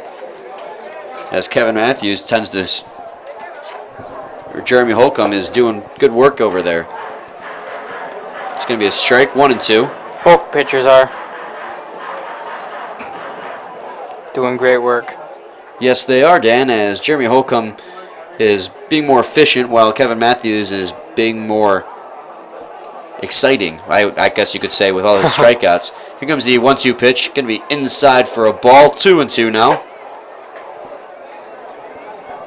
So it's going to be a pitcher's duel. We predicted that before the game due to the fact that these two pitchers' histories. And the 2-2 count. It's going to strike him out looking, and he knew it immediately. Yes, so it's going to be 3 strikeouts and 3 at-bats this game for Alex Abbott. All 3 of them looking. So it's going to be another 1-2-3 inning for Kevin Matthews, where we go to the top of the 6th. Hey fans, let's see who has a birthday today. Due up for the Birmingham Bloomfield Beavers in the top of the 6th inning will be DeAndre Clark, followed by Dan Kennan and John Crank. So we'll be back shortly.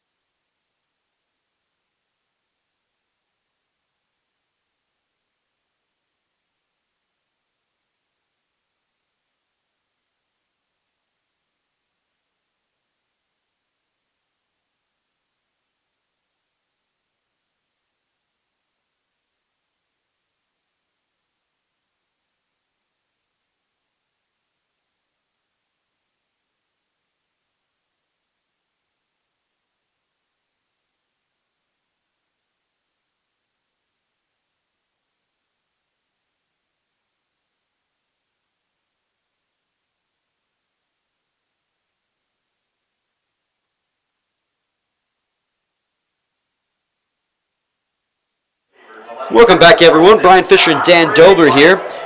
It's going to be the top of the 6th inning, where DeAndre Clark is going to step in. He's 1 for 2 today with an infield single.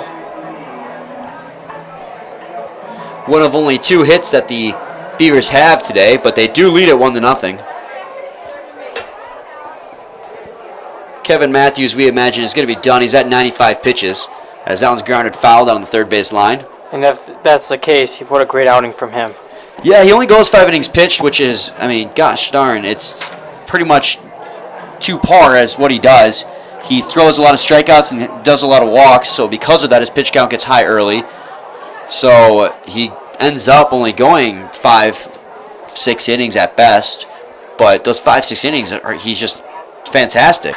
As that ball is going to be hit up the middle for a base hit for DeAndre Clark, and he's on again.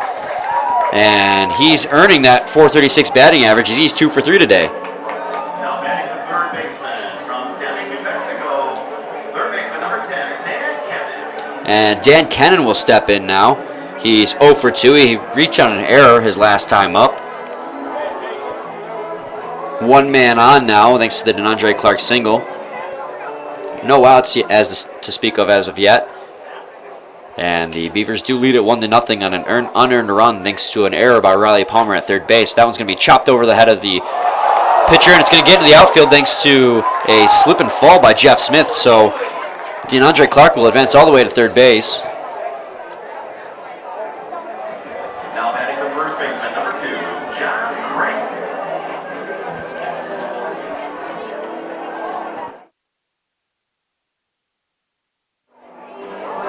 So they're going to give him the single on that one.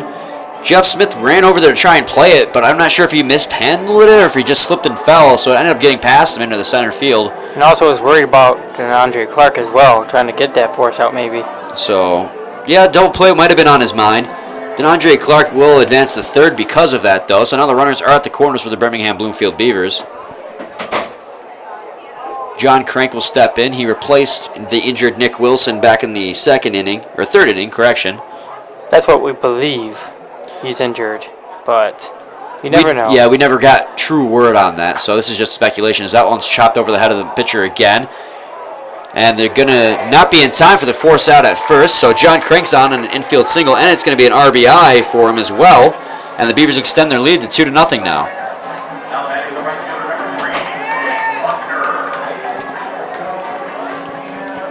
So 2-0 lead now for the Birmingham Bloomfield Beavers, and Dan Kennan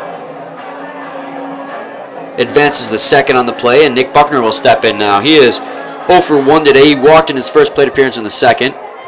And he's got a chance to add even more onto this lead with Dan Kennan over there at second base.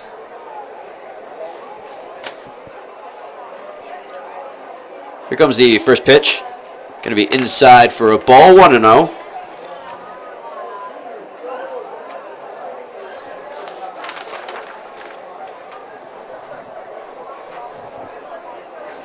Here comes the 1-0 pitch.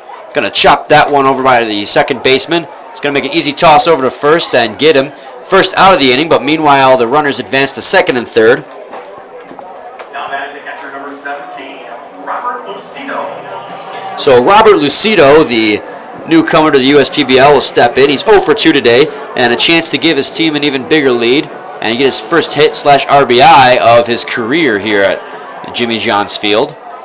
He's got runners at second and third with only one out. So let's see if this bat is exciting. Well, the pressure's on here for him to make an impact, and we'll get to see early on how he responds to pressure. So it's 1-0 on him now.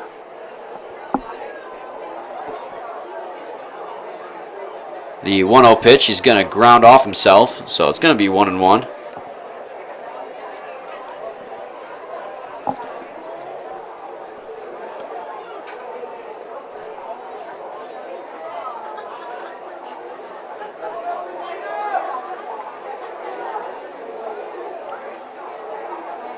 The 1-1 pitch is way outside. Good job by Hamner to corral that one, not allowing any runners to score. 2-1. Jeremy Holcomb, up until this point, has cruised through the ball game, only giving up one unearned run. Round into some trouble here in the sixth inning, giving up one run so far with one out and two men on. As that ball's going to be low, 2-2 on Robert Lucido.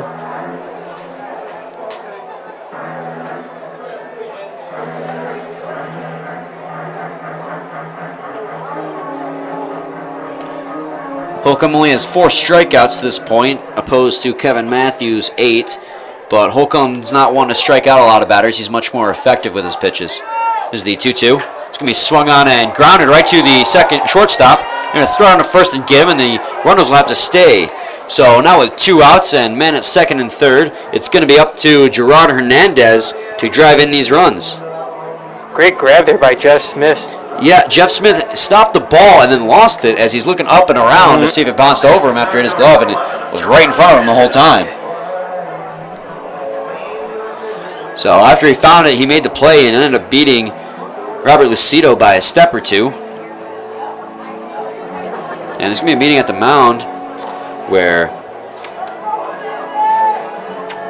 Shane McCaddy will come out.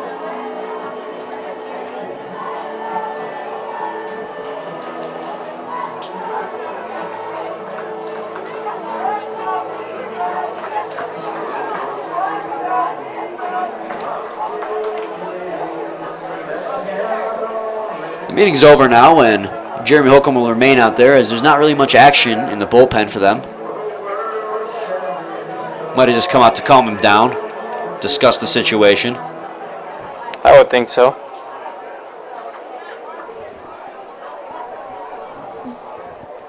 So Gerard Hernandez steps in. It's going to foul tip that first ball off the mask of catcher Kyle Hamner, so it's 0-1.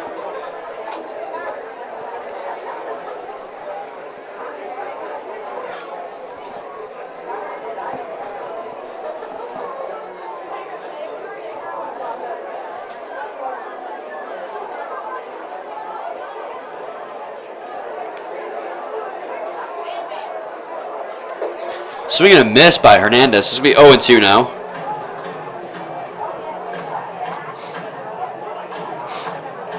So, minute second and third with 2 outs. The Beavers lead at 2-0. Gerard Hernandez looks to extend that lead. Jeremy Holcomb looks to get out of this inning with minimal damage. As that one's drilled down the line, it's going to land. It's going to be extra bases because it's off the wall, so that's going to allow both runs to score. And Gerard Hernandez is going to have a 2 RBI double and give his team now a 4-0 lead with 2 outs. Beautiful hit there. Good piece of hitting, goes down the first base line, hits the wall in right field, Dan. And that was a textbook double.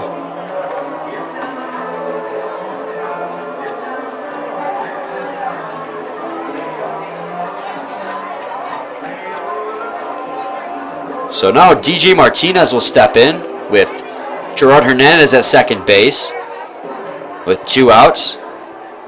Beavers have done well to expand on their lead this inning, really doing damage against Jeremy Holcomb. As that ball's going to be grounded over to the shortstop, Jeff Smith. Throw on to first, and that's going to end the inning. But the Birmingham Bloomfield Beavers tack on 3 more runs. So they now lead at 4-0 over the Westside Woolly Mammoths, going to the bottom of the 6th. Leading off for the Mammoths in the bottom of the 6th inning will be Jeff Smith, the man who just made that last out. Following him is Riley Palmer, the third baseman, and the catcher, Kyle Hamner. So we'll be back shortly.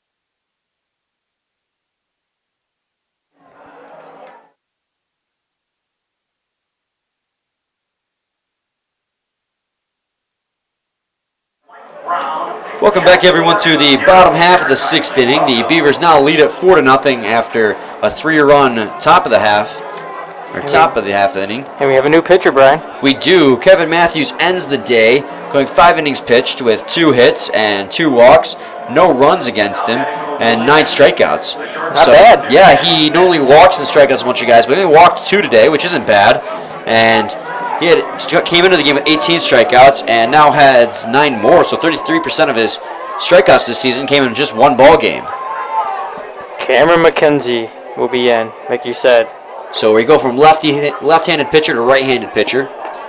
And like you said, it's Cam McKenzie on the mound, and the first pitch that he throws is a ball to Jeff Smith, so 1-0. So far, McKenzie, 4 innings pitched, does have a loss this season, has given up 4 hits, has 5 strikeouts, and given up 2 earned runs. So His ERA is 4.50. it's 1-1 on Jeff Smith. I got to imagine, Dan, that the 4.50 ERA is not something he's proud of at the moment. No. He is an efficient reliever, but he's just run into some troubles. The last time these two teams played each other, he went 2 1/3 innings pitched with 1 hit and 1 walk and 2 strikeouts. He didn't give up any earned runs, so he's done a good. He is capable of doing a very good job. So look for him to repeat that outing today, as it's 2-1 now on Jeff Smith. The Woolly Mammoths also have a right-hander warming up, and it's Josh Mason. Well, Jeremy Holcomb got lit up a little bit in the last half inning, giving up 3 earned runs, as that pitch is going to be way inside to the point where Jeff Smith has a twist out of the way, so it's going to be 3-1 on him. So they might be done with Jeremy Holcomb on the day because of that last half inning. He was being very effective to that point, but he had to throw a lot of pitches to get out of that jam. Here comes the 3-1 pitch. Going to be in there for a ball. He's going to walk him for the first batter he faces. So Riley Palmer will step in. It's 1 for 2 today. He reached it on error and has a base hit.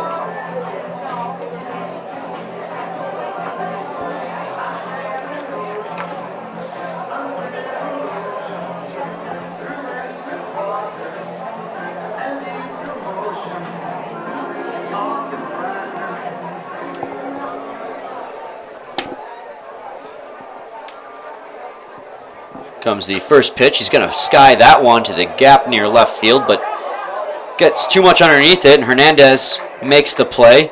Meanwhile, Jeff Smith has to retreat all the way back to first. So Riley Palmer flies out to the center fielder. Kyle Hamner will step in. He has 2 strikeouts so far on the ball game. So 1 man on, 1 man out in the bottom half of the 6th inning.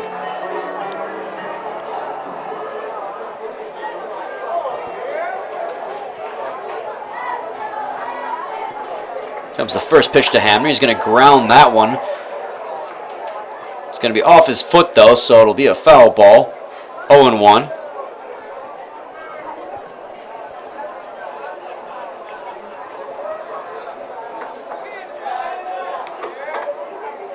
We have a Pittsburgh Penguins fan in the crowd. I see a Gwensel jersey down in the front row. I'm not sure how I feel about that. Me too. You're rooting for the wrong team. 2, you're in Michigan. 3, it's a baseball game. Comes the 0-1 pitch. He's going to ground that one over the head of the pitcher. And they're going to get the double. Oh, not the double play because he's going to soar over the head of the first baseman. But they're going to throw back into second and trying to advance. So they're going to get the double play anyways, just in a very odd manner. Very odd. So that'll end the inning. And the Beavers still lead it 4-0. The Westside Woolly Mammoths, or the Birmingham Bloomfield Beavers, will be up in the top of the 7th. DJ Martinez, followed by Lewis Johnson and Thomas Rulis. We'll be back shortly.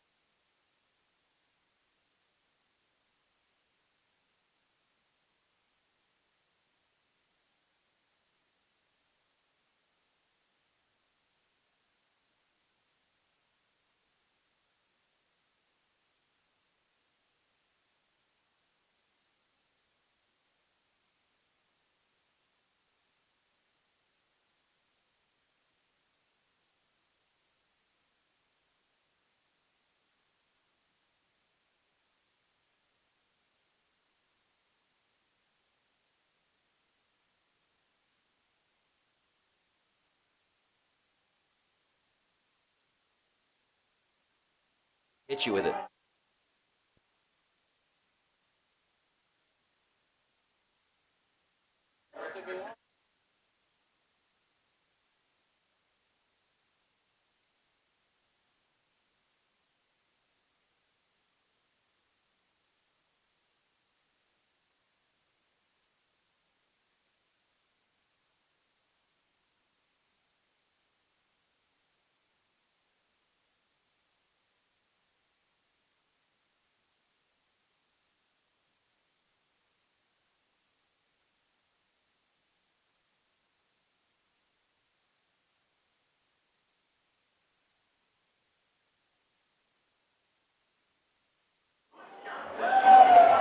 Welcome back, everyone, to the top of the 7th inning. Due up for the Birmingham Bloomfield Beavers is Lewis Johnson. New pitcher for the Woolly Mammoths. As that one's going to be grounded over to the first baseman. Covering is Josh Mason, the new pitcher for the Mammoths. And it's going to be 1 up, 1 down. I was waiting for you to finish there, Brian. For me to finish what? The new pitcher. Who's the new pitcher for the Woolly Mammoths? Josh Mason, I just said. Okay, I'll make sure. I just said when they made the play. Jeremy Holcomb ends up finishing the game. He goes 6 innings pitched. He was cruising through the first 5, but ran into trouble in the 6th, which really spelled his doom for the day. So he went 6 innings pitched with 6 hits, 4 runs, only 3 of them earned though, and 1 walk and 4 strikeouts. So the first pitch to Thomas Rulis is a ball, 1-0. Comes the 1-0 pitch. It's going to be in there for a strike, 1-1.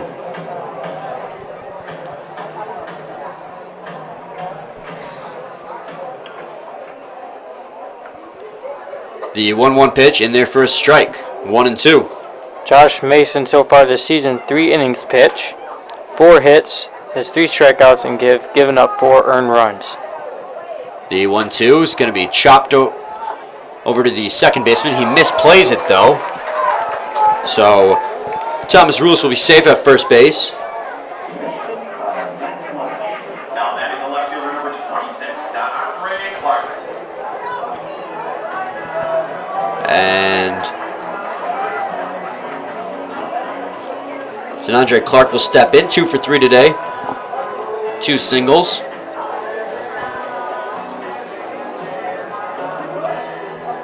And that'll be fielded an error to Kent Blackstone as he mishandled it on the charge. 0-1 on DeAndre Clark now. So 0-1 count. One man on, 1 out. 4-0 lead for the Beavers. Here comes the 0-1 pitch. He's going to ground that one foul right in front of the plate. 0-2.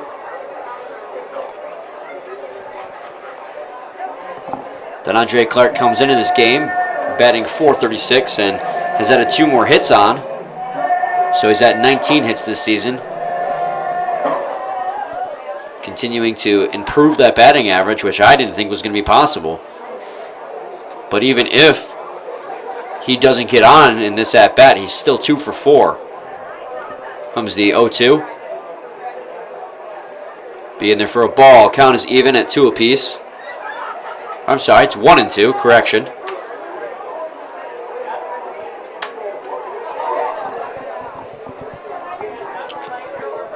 Now comes the 1-2. He's going to kind of half-heartedly swing at that, and a nice play by Blackstone over there at second. Almost got Thomas Rulis at first, but he got back in safely. The ball wasn't hit very hard, but that was a nice jumping play. That's the second time today for Blackstone. Yeah, that the first time was hit a little bit harder than that, but he still made a good jumping play this time as well, showing off his hops, as you would say, Dan.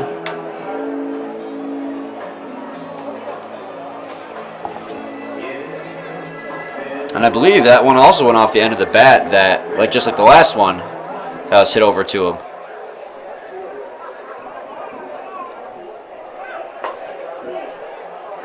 Dan Kennan takes for a strike, 0-1. He's 1 for 3 today. Reached on a base hit his last time up.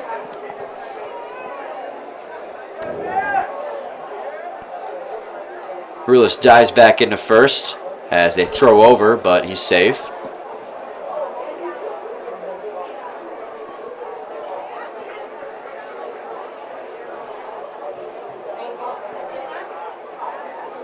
Here comes the 0-1. In there for a strike, 0-2 quickly now.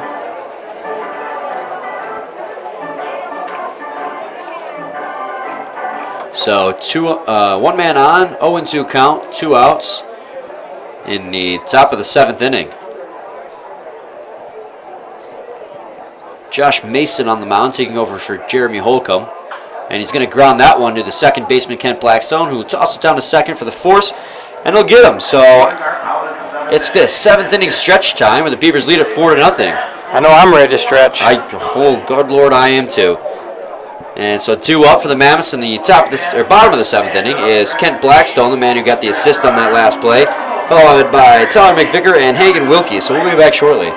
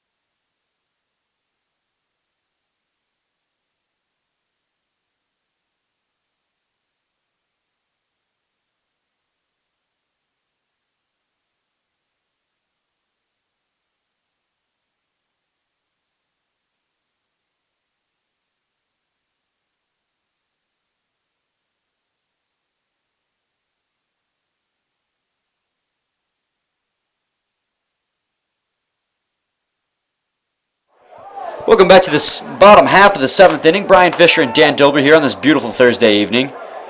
Kent Blackstone steps in and takes for a strike in his 3rd plate appearance of the ball game. He's 0 for 2 today. Both got our stretched in. Right? Oh yeah, we both got our stretches in during the 7th inning stretch time. Felt good. Singing along with the "Take Me Out to the Ball Game" jingle as he flies that one over to the left fielder, DeAndre Clark, who makes the play. So after 2 pitches, there's 1 out here in the bottom of the 7th inning. Couldn't quite catch the song it was, but it was a Jimmy Buffett song. Because, of course, it is Jimmy Buffett night. Yep. Tyler McVicker will step in. He's struck out in both of his plate appearances today. Kyle McKenzie comes back out for a 2nd inning of work. Only faced 3 batters in his 1st inning. And the first pitch to Tyler McVicker is going to be grounded fair on the first base line, and Wilson's going to make the play. So only 3 pitches into this inning, and we have 2 outs. So Hagen Wilkie will step in and try to change the pace of things here. Try to avoid the 1-2-3 inning.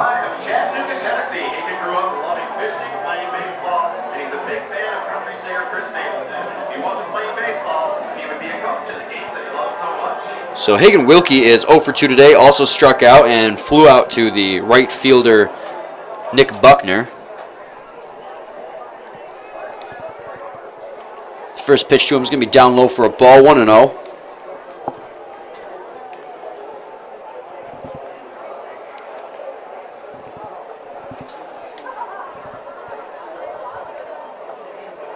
Comes the 1-0 pitch.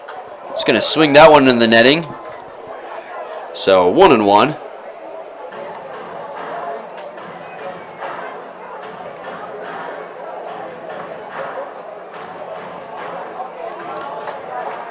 Cam McKenzie came in relief in the 6th inning.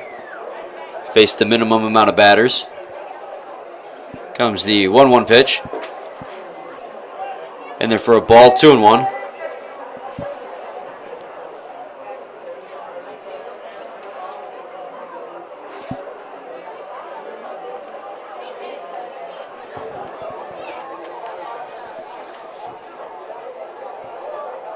The 2-1 pitch is in there for a strike. Count is even. 2 balls, 2 strikes, 2 outs in the bottom half of the 7th inning.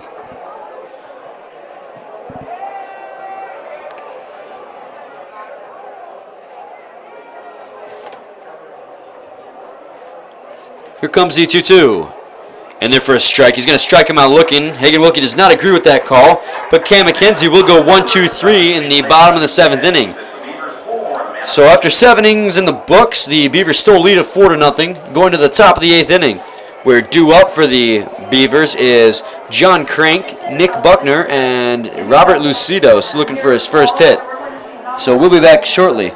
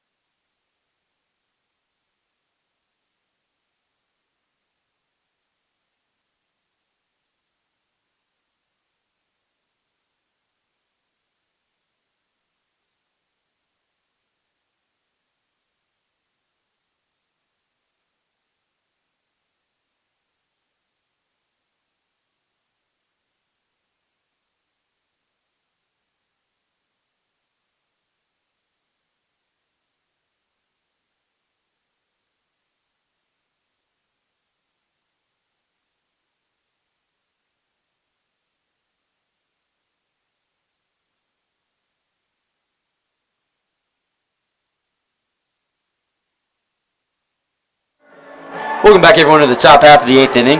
Beavers lead at 4-0. Leading off for the Birmingham Bloomfield Beavers is John Crank. He is 1 for 1 today. He has a base hit and an RBI. And he replaced Nick Wilson back in the first. Back in the 3rd inning. Oh, 3rd inning, yeah. Thank you for correcting me there. No problemo. It's 1-0 on him now. And that pitch is skied over to left center. And Alex Abbott will call off Jeff Smith to make the play. So on 2 pitches is 1 out. Jeff Smith ducked out of the way.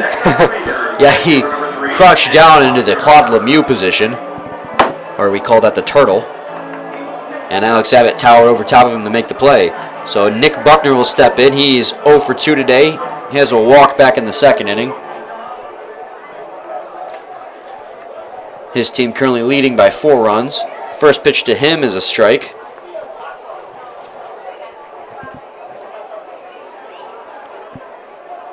Here comes the 0-1 pitch. And their first strike as well. Quickly 0-2 on Nick Buckner.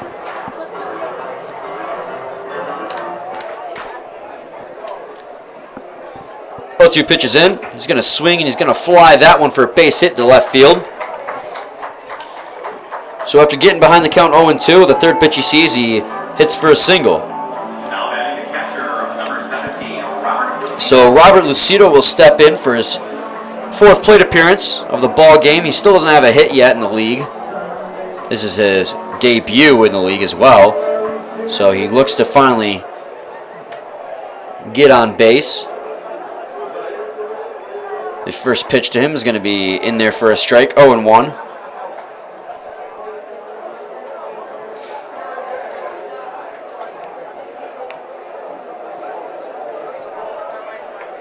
The kick and the pitch. Swung on and missed. 0-2 on him now.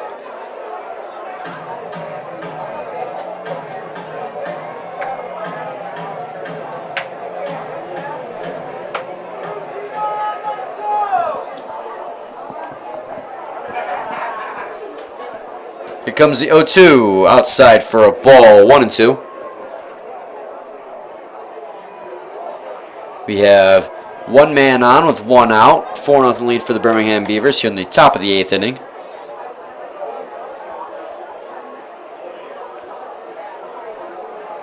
It's going to be a strikeout for Robert Lucido.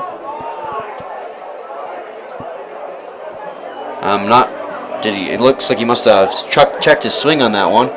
And the ump said he went. So all they had to do was tag him and he was out. I think Robert Lucido thought he held up because he didn't even budge from the batter's box. And Gerard Hernandez will step in. He had a 2 RBI double in the 6th inning to give his team a 4-0 lead.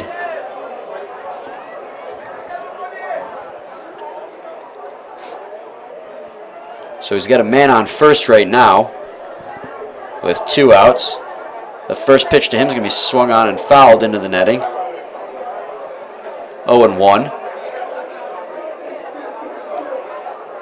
Gerard Hernandez is 1 for 3. Like I previously mentioned, he has that 2 RBI double. He also flew out to the second baseman, or lined out to the second baseman, and hit into a fielder's choice.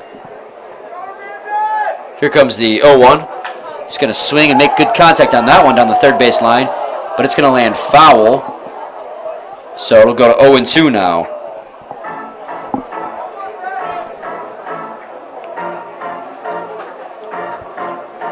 Beautiful evening. Yeah, it started out 73 degrees, and obviously now that the sun is starting to set, it's getting cooler out, and it's just literally just perfect temperature. Not too hot, not too cold. I've seen a lot of those this past weekend as well. Definitely been cruising along in this game. Yeah, it's been a pitcher's duel for most of it, with the exception of that 6th inning.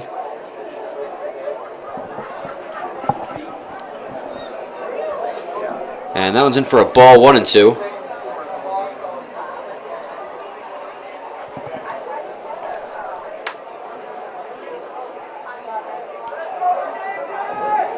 Comes the 1-2 count. Swung on and missed, and he's going to strike him out the end of the inning. And Josh Manson goes 1-2-3. I'm sorry, no, he doesn't. He gave up a base hit, but he'll end the inning either way without any earned runs. So it's going to continue to be a 4-0 lead for the Birmingham Bloomfield Beavers going to the bottom of the 8th inning, where due up for the Westside Woolly Mammoths will be Jordan Barnes. Following him is the center fielder Jabba Farrell and the left fielder Alex Abbott. So we'll be back shortly.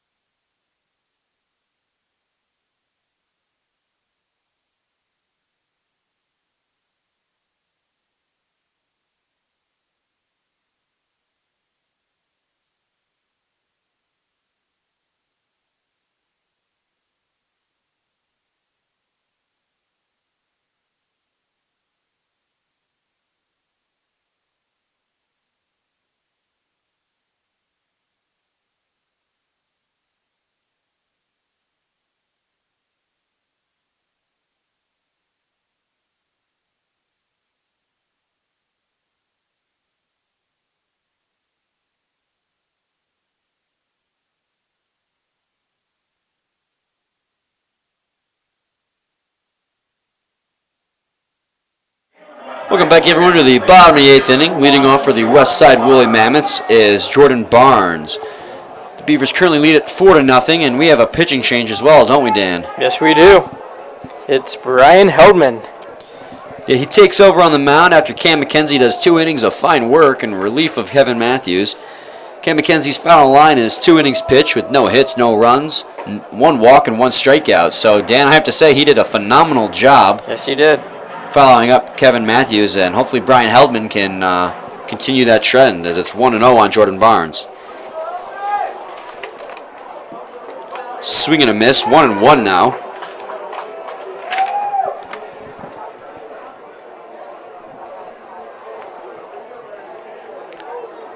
Jordan Barnes in this ball game is 0 for 1. He got hit by a pitch his last at bat.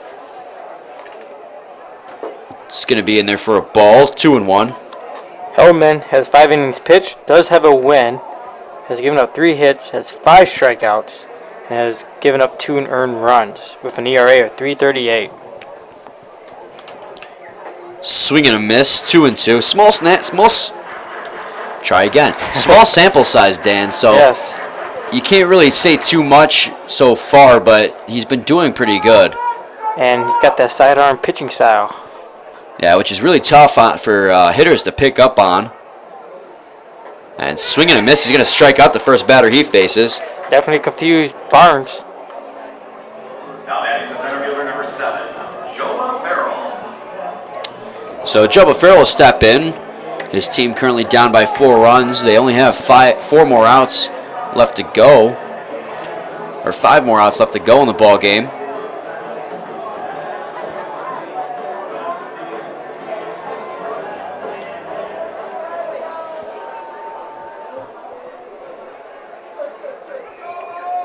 The first pitch to Jabba Farrell is going to be outside for a ball, 1-0.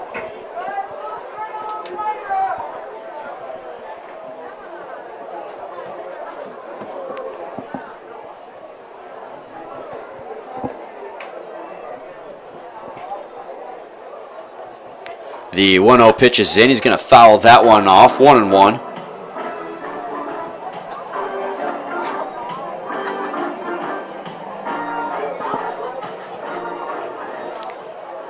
The Woolly Mammoths have a man warming up in their bullpen, right-hander Gavin Collins.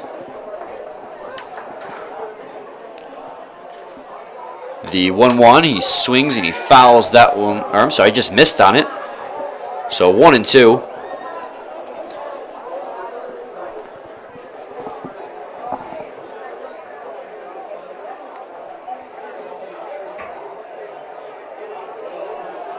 Here comes the 1-2 pitch. Outside for a ball, even at 2 apiece.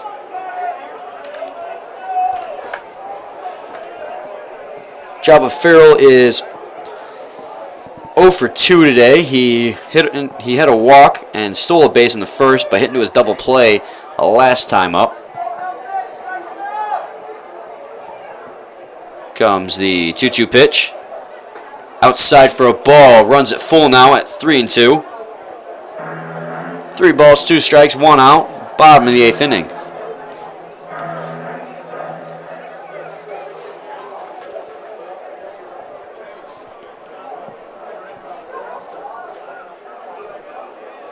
The 3-2 pitch is going to be outside. So after getting ahead of the count 0-2,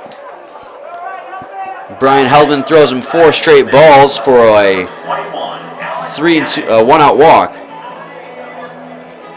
So Alex Abbott will come in after striking out looking in all 3 of his previous at-bats, perfecting that trifecta. But he has a chance now. Jabba Farrell at first and 1 out to get his first hit of the ball game. He's hit a bad stroke of luck today.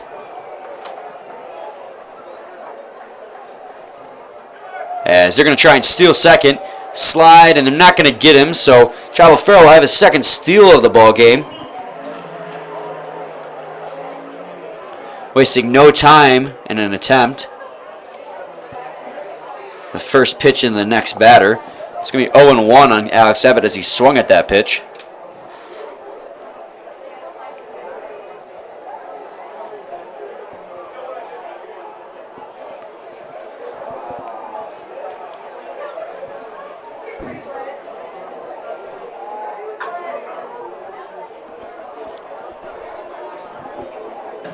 Oh, and 2 on Alex Abbott.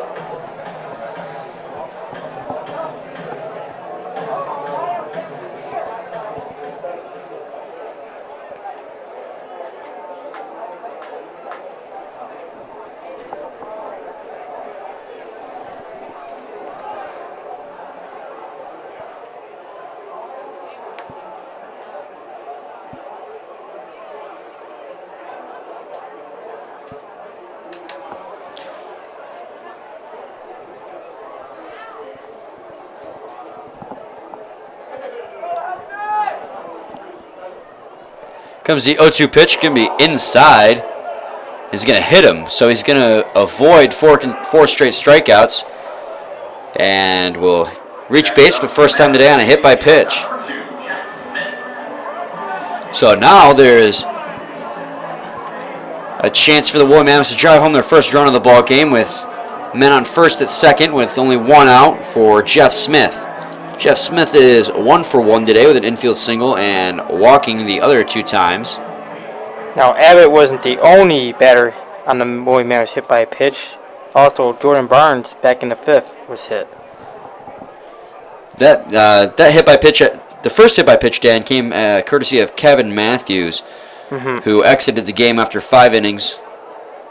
He threw close to 100 pitches. I think it was 95 total.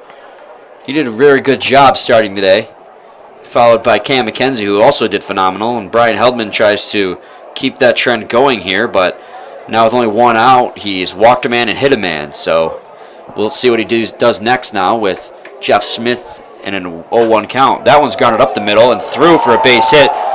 So Jabba Farrell's going to come around to score, and it's going to be a 4-1 ball game. So just as I was saying, Brian Heldman tries to continue the trend. He gives up the first earned run for the Westside Woolly Mammoths today. Always thinking ahead. So now Riley Palmer will step in with a 4-1 deficit. The Mammoths have something going here in the 8th inning. He's 1 for 3 today. Has a base hit. Flew out his last time up to the center fielder Hernandez, though.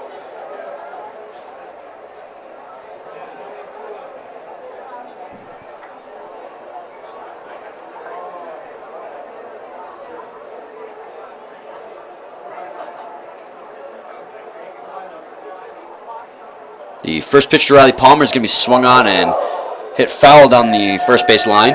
So 0-1. It's now a 4-1 ball game thanks to the RBI single by Jeff Smith. The Woolly Mammoths have finally gotten on the board here in the bottom of the 8th inning.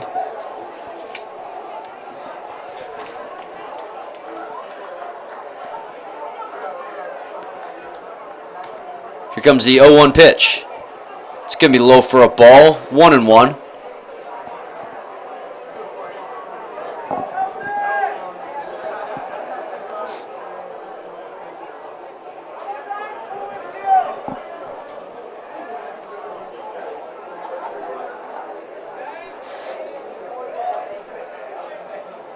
Comes the 1-1 pitch.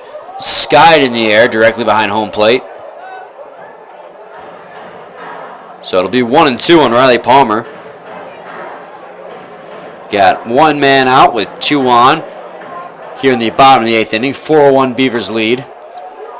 Brian Heldman came in relief of Cam McKenzie and has now given up a run.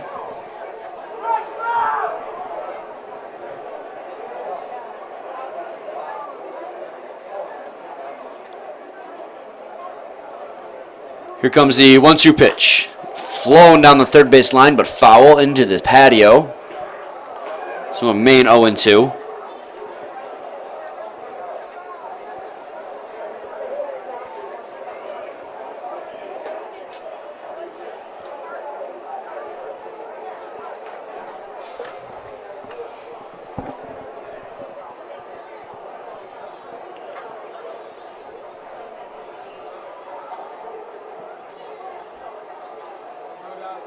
The 1-2 pitch is going to be outside and get away from him. That's going to advance the runners to second and third base.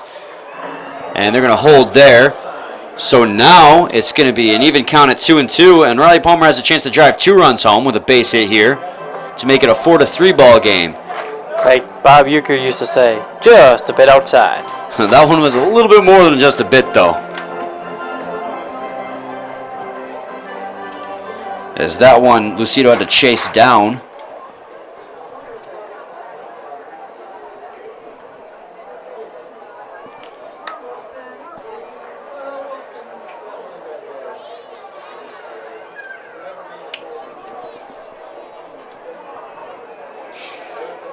Comes the 2-2.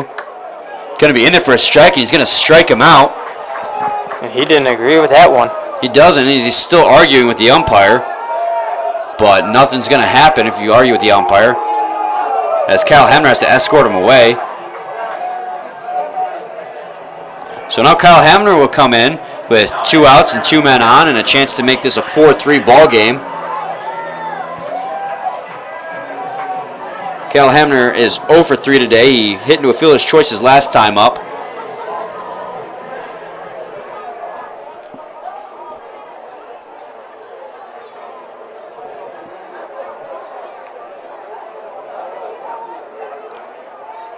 And that one's going to be grounded down the third base line, but foul.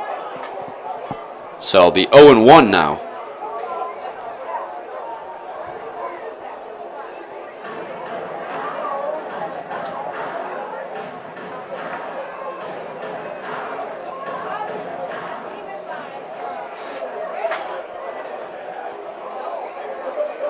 Jeff Smith over there at second base and Alex Abbott at third.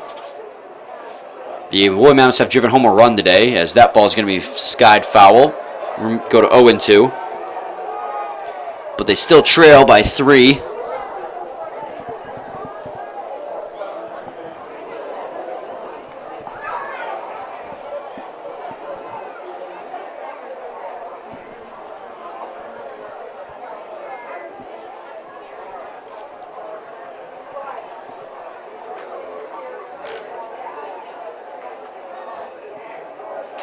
Here comes the 0-2 pitch. Going to be low for a ball. 1-2 now.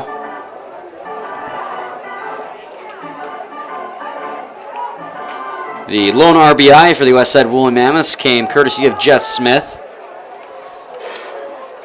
Meanwhile, John Crank has an RBI and Gerard Hernandez has 2 for the Birmingham Beavers. The 1-2 is in. He's going to ground that one up the middle. That's going to be a base hit. That'll score 1, maybe 2. As Jeff Smith rounds third base, he's going to score. So it's now a 4-3 ball game thanks to Kyle Hamner's 2 RBI single. That base hit by Kyle Hamner brings home 2 in his second year at the USPBL. You can tell he's a clutch hitter. He grew up in Houston. Kyle Hamner actually ends up on second base. So it's going to be a 2 RBI double for him. So it's a 4-3 ball game now. Game is definitely not gone exactly as Brian Heldman had hoped. He came on following two fantastic pitching performances from Cam McKenzie and Kevin Matthews and has given up 3 earned runs here in the 8th inning. It's just gotten interesting. Yes, it has. What looked like it was going to be an easy win for the Beavers has turned into a tight ball game.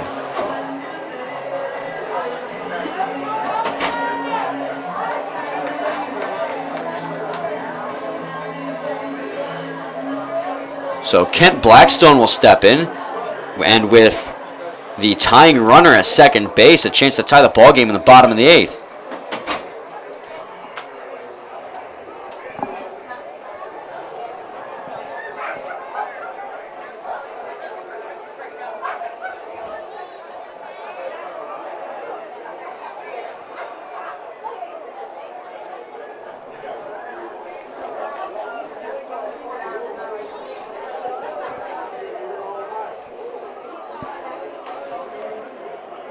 Comes the first pitch to Blackstone. He's going to single that one down to right field, and they're going to try and score Riley Palmer.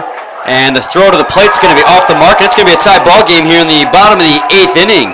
Wow. The Westside Woolly Mammoths come back with 4 runs to tie the ball game.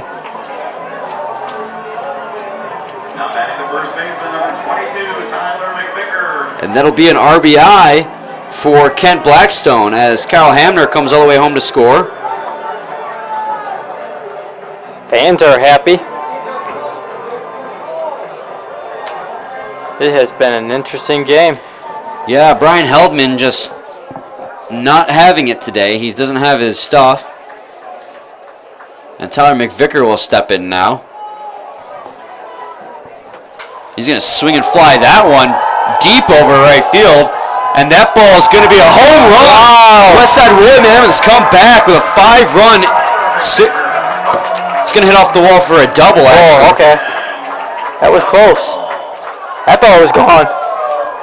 I thought for sure it was gone because Buckner kept walking back. I thought it landed on the grass. Now I feel kind of silly. Don't worry about it, Brian, because the umpires are going to talk about this one. The umpires are having a meeting, so maybe they're trying to save me some embarrassment here. And they're going to call it a home run. Hey, there you go. The Beavers are not happy, but they saved my life. So it'll be a 2-run home run for Tyler McVicker. And now manager for the Beavers is fed up. Chris Newell is giving it to the umpires. Wow.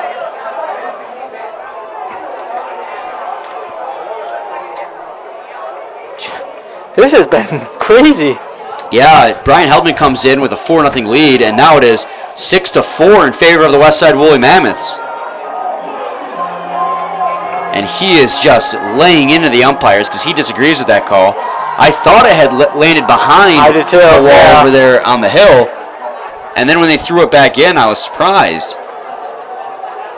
So I was like, uh-oh, I just made the wrong call. That was quickly how Buckner got the ball and threw it back in. Yeah. Well, because Buckner ended up all the way at the wall, and it looked like he was looking up, so I thought for sure that was a home run. Umpires end up calling it such. And there's RBIs from Kyle Hamner, Kent Blackstone, Tyler McVicker, Jeff Smith this inning to give them the 6-4 lead in the bottom of the 8th.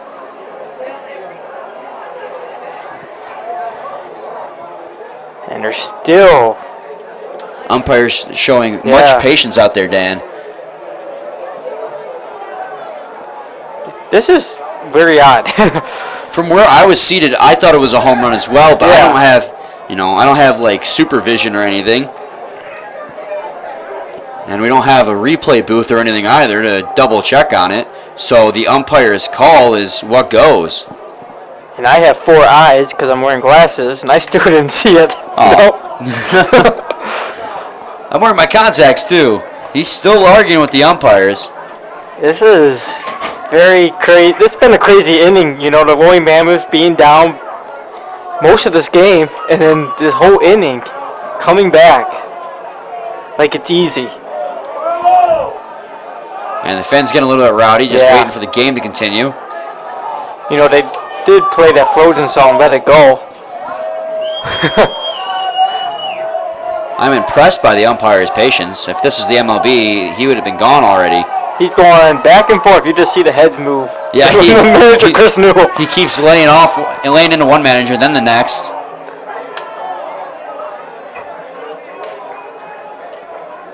And like we say, you know, the Beavers been leading this game, the whole entire game that is, until this inning. Yeah, they were dominating the ball game thanks to Kevin Matthews pitching and a combination of timely hitting.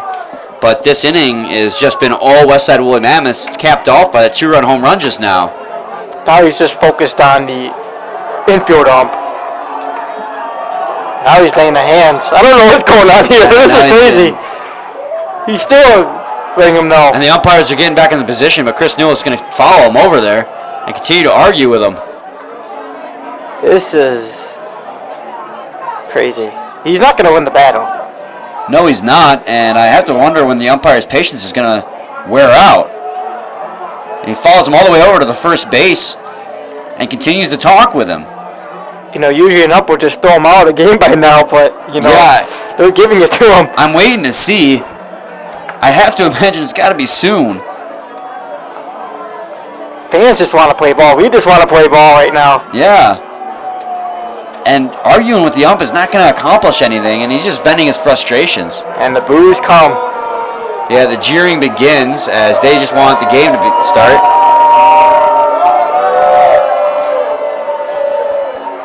And he's finally going to retreat back to his own dugout, and the umpire's just showcasing such magnificent patience not to throw him out. Very good job. Yes, indeed. So the game's finally going to continue. 6-run inning for the Westside Woolly Mammoths to take the lead in the bottom of the 8th. And finally we can play ball again. So Hagen Wilkie will step in with now the bases clear and 2 outs. He is 0 for 3 today. Comes the first pitch to him. Swung on and missed, 0-1.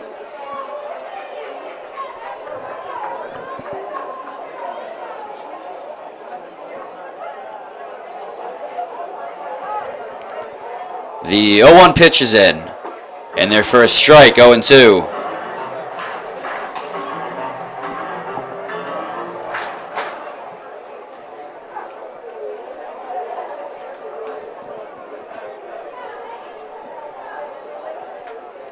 The 0-2 pitch.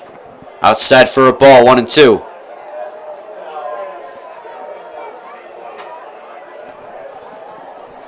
So the 2-run home run from Tyler McVicker gives the Westside Woolly Mammoths the lead here in the bottom of the 8th inning. Beavers led it all game up until this point. That's going to be in there for a ball, 2-2. And I'm honestly surprised that Brian Heldman is still out there after giving up 6 earned runs. They probably just want him to end the inning. Yes. As the 2-2 is in. Going to be down low. He did not go, so 3-2. Lucido thought he went. Yeah. He started going back to the dugout. Most of the players started heading towards that. And they were all hoping. So it would have been last call for the Westside Woolly Mammoths, but it's actually going to be last call for the Beavers now, going to the top of the 9th if this next strike comes outside. So he's going to end up walking Hagen Wilkie. So now we're going to see Jordan Barnes for the second time this inning. Struck out the first time this inning.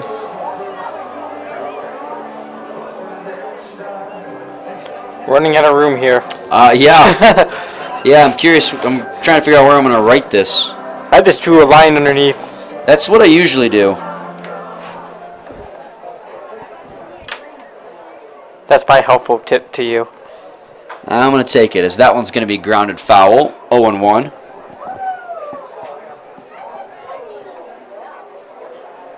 It's been a long inning.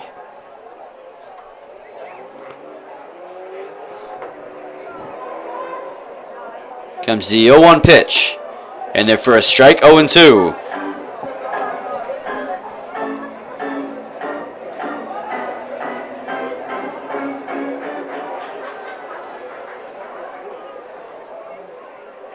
The 0-2 pitch. Swung on and missed, and Brian Heldman finally works his way out of the inning, striking out Jordan Barnes for the second time. But the Westside Woolly Mammoths pegged 6 runs on to take the lead, capped off by Tyler McVicker's 2-run home run. So now we go to the top of the 9th, and last call for the Birmingham Bloomfield Beavers.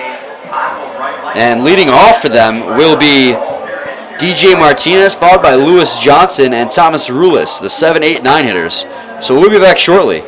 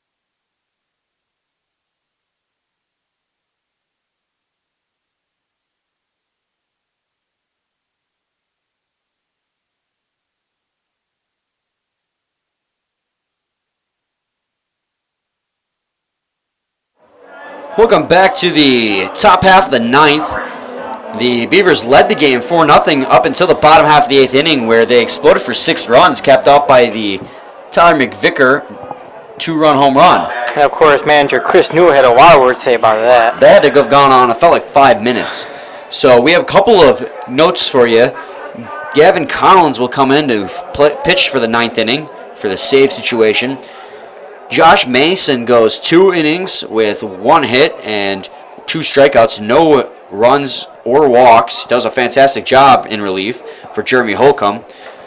And we have a defensive replacement at catcher. Hamner's out and Nick Krause is in. DJ Martinez is waiting on the 1-0 pitch. He swings and misses. 1-1 now.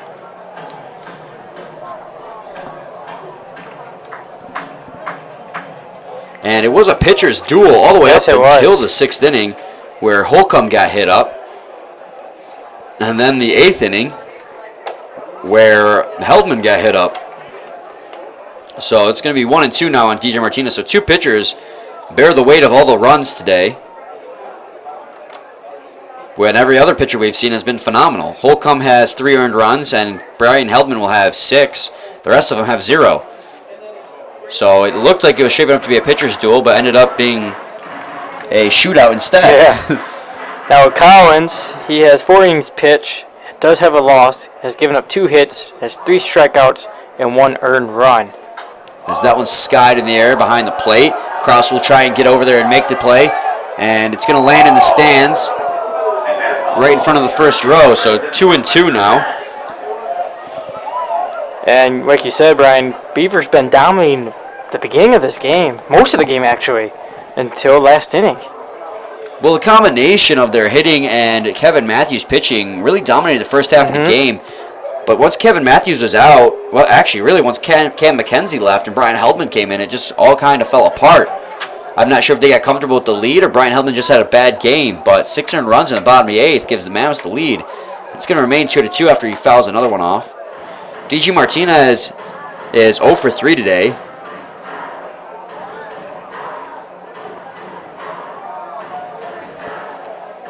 But if there's one thing you need to know about baseball is that there's really no such thing as a safe lead. Yeah. We've seen that a lot this season. That's for sure. Here comes the 2-2. His foul tips that one, so it'll remain 2-2. We have seen a couple extra inning baseball. You know, it's been very long. A lot of these games so far this season. Yeah, we saw the extra inning baseball game between the Hoppers and I think it was the Unicorns, wasn't it? Yes, it was. And the Hoppers ended up walking off in the bottom half of the 10th as that one skied foul. 2-2 still.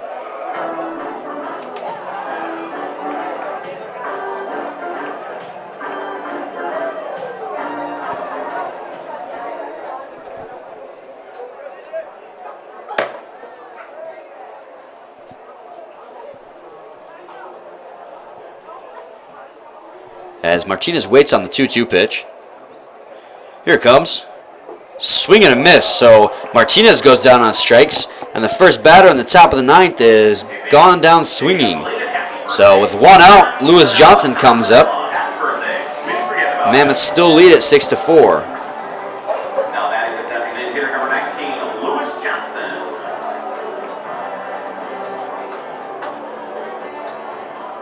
He is 0 for 2 today. Lewis Johnson comes into the ball game hitting just .091 on the season. And that's going to be in there for a strike, 0-1.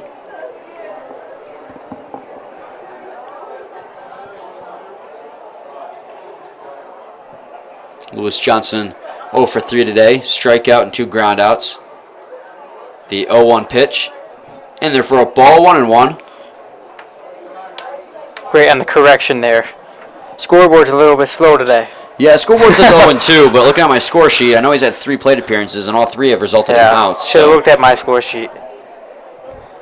Oh, no big deal. It happens. As that one's going to be outside, 2-1.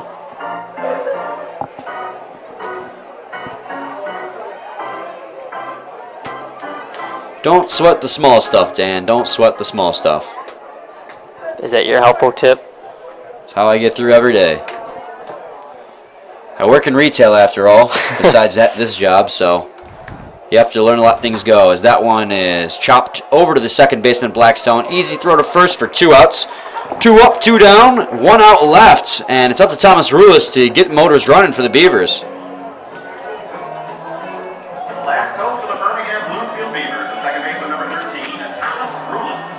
Thomas Rulis is 1 for 3 today. He has a base hit and eventually came around to score back in the 3rd inning. And he looks to dip into a little bit of that magic here. Comes into the game batting .281, which is pretty solid. Pretty solid indeed.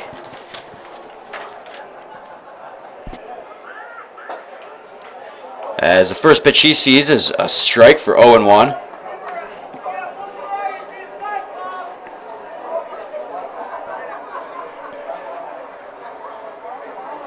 The 0-1 pitch is in, swung on and chopped foul on the first base line. 0-2 now.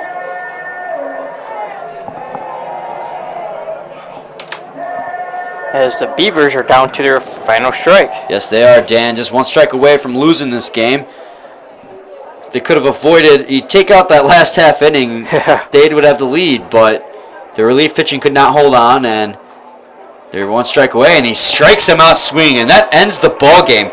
So a fantastic comeback by the Westside Woolly Mammoths in the bottom of the 8th inning drives them to a 6-4 lead over the Birmingham Bloomfield Beavers. So the Westside Mammoths, the Westside Woolly Mammoths even their record at 5-5, while the Beavers fall to 4-7 on the season. And we'll tally up the final stats for you here. We'll be back in a moment. And what a great day for baseball. It was. And what a great comeback by the Mammoths.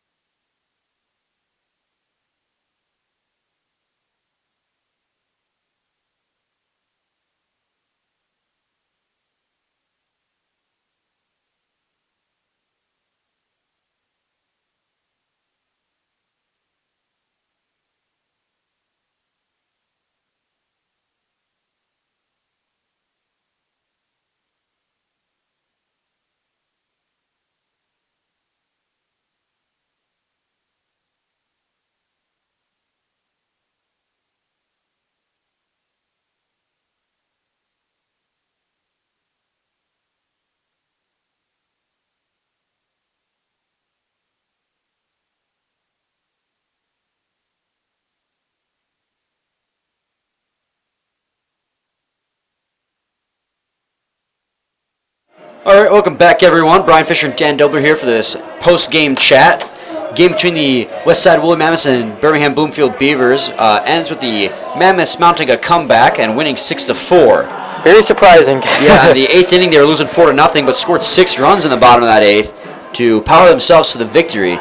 And Dan, let's just start off. I'm not really sure where to start, but there's a lot to talk about. Yes, there is. Let's talk about pitching first. It was a duel in the beginning, The starters, yeah, it was a through 5 innings. It was a 1-0 ball game. It looked like it could go either way. Kevin Matthews only went 5 innings. He had 9 strikeouts though and 2 walks, absolutely phenomenal. And Holcomb was being very efficient up until the 6th inning, where he got pegged for 3 earned runs and ended up ending his game. Mm-hmm. And up until that point, Dan, it looked like a pitcher's duel, but it didn't end that way. No, and you came to the 8th inning, and look what happened. The Mammoths were down, what was it? 4-0. Yeah, and they came back and just scored those runs. Relief pitching wise, I mean, we already talked about how Kevin Matthews was phenomenal. Holcomb ended up going 6 innings with 6 hits, 4 runs, 3 of them earned, and 4 strikeouts. So not the best outing for him. It was looking great, but just ended poorly. But relief pitching wise, minus Brian Heldman's terrible 6th or 8th inning. Mm-hmm. You know, Josh Mason went 2 innings pitched with 1 hit and 2 strikeouts. Mm-hmm. Gavin Collins closed out the game with 1 innings pitched with no one on base and striking out 2 of the 3 batters he faced. And Cam McKenzie went 2 innings pitched for the Beavers with 1 walk and 1 strikeout.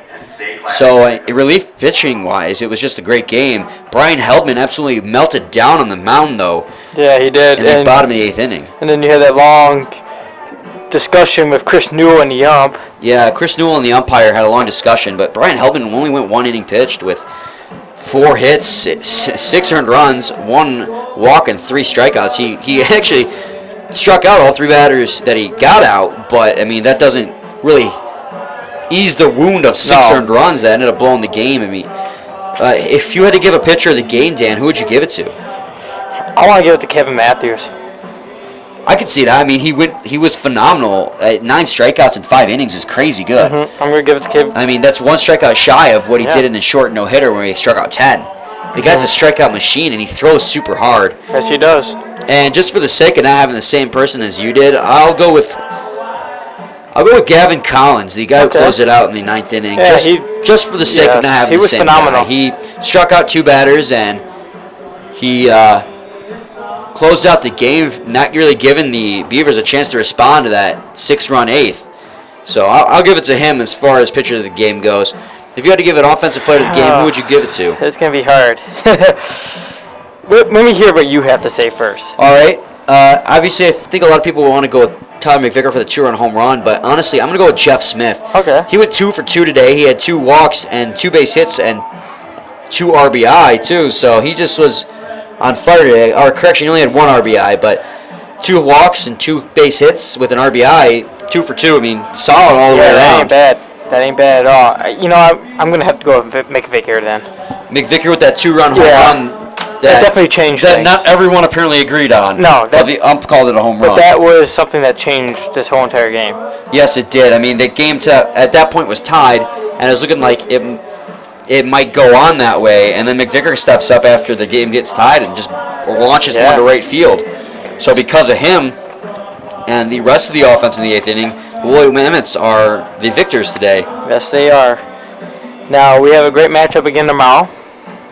We have the Beavers going against the Hoppers, and first pitch is at 7:05. And then the rest of the weekend, I want to lay it out for you. You have the Woolly Mammoths taking on the Unicorns on Saturday. That's a 7:05 first pitch. And then Sunday, you have the afternoon 1:35 start between the Diamond Hoppers and the Unicorns. And of course, tomorrow night is Friday night fireworks. They're always great here at the ballpark.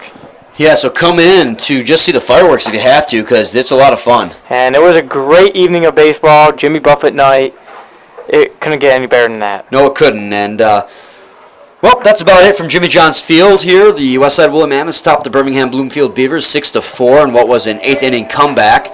And tomorrow, like you said, Dan, it's going to be the Hoppers versus the Beavers. And the Beavers looking to come back strong after today's loss. So we'll see you guys tomorrow, and thank you very much for tuning in.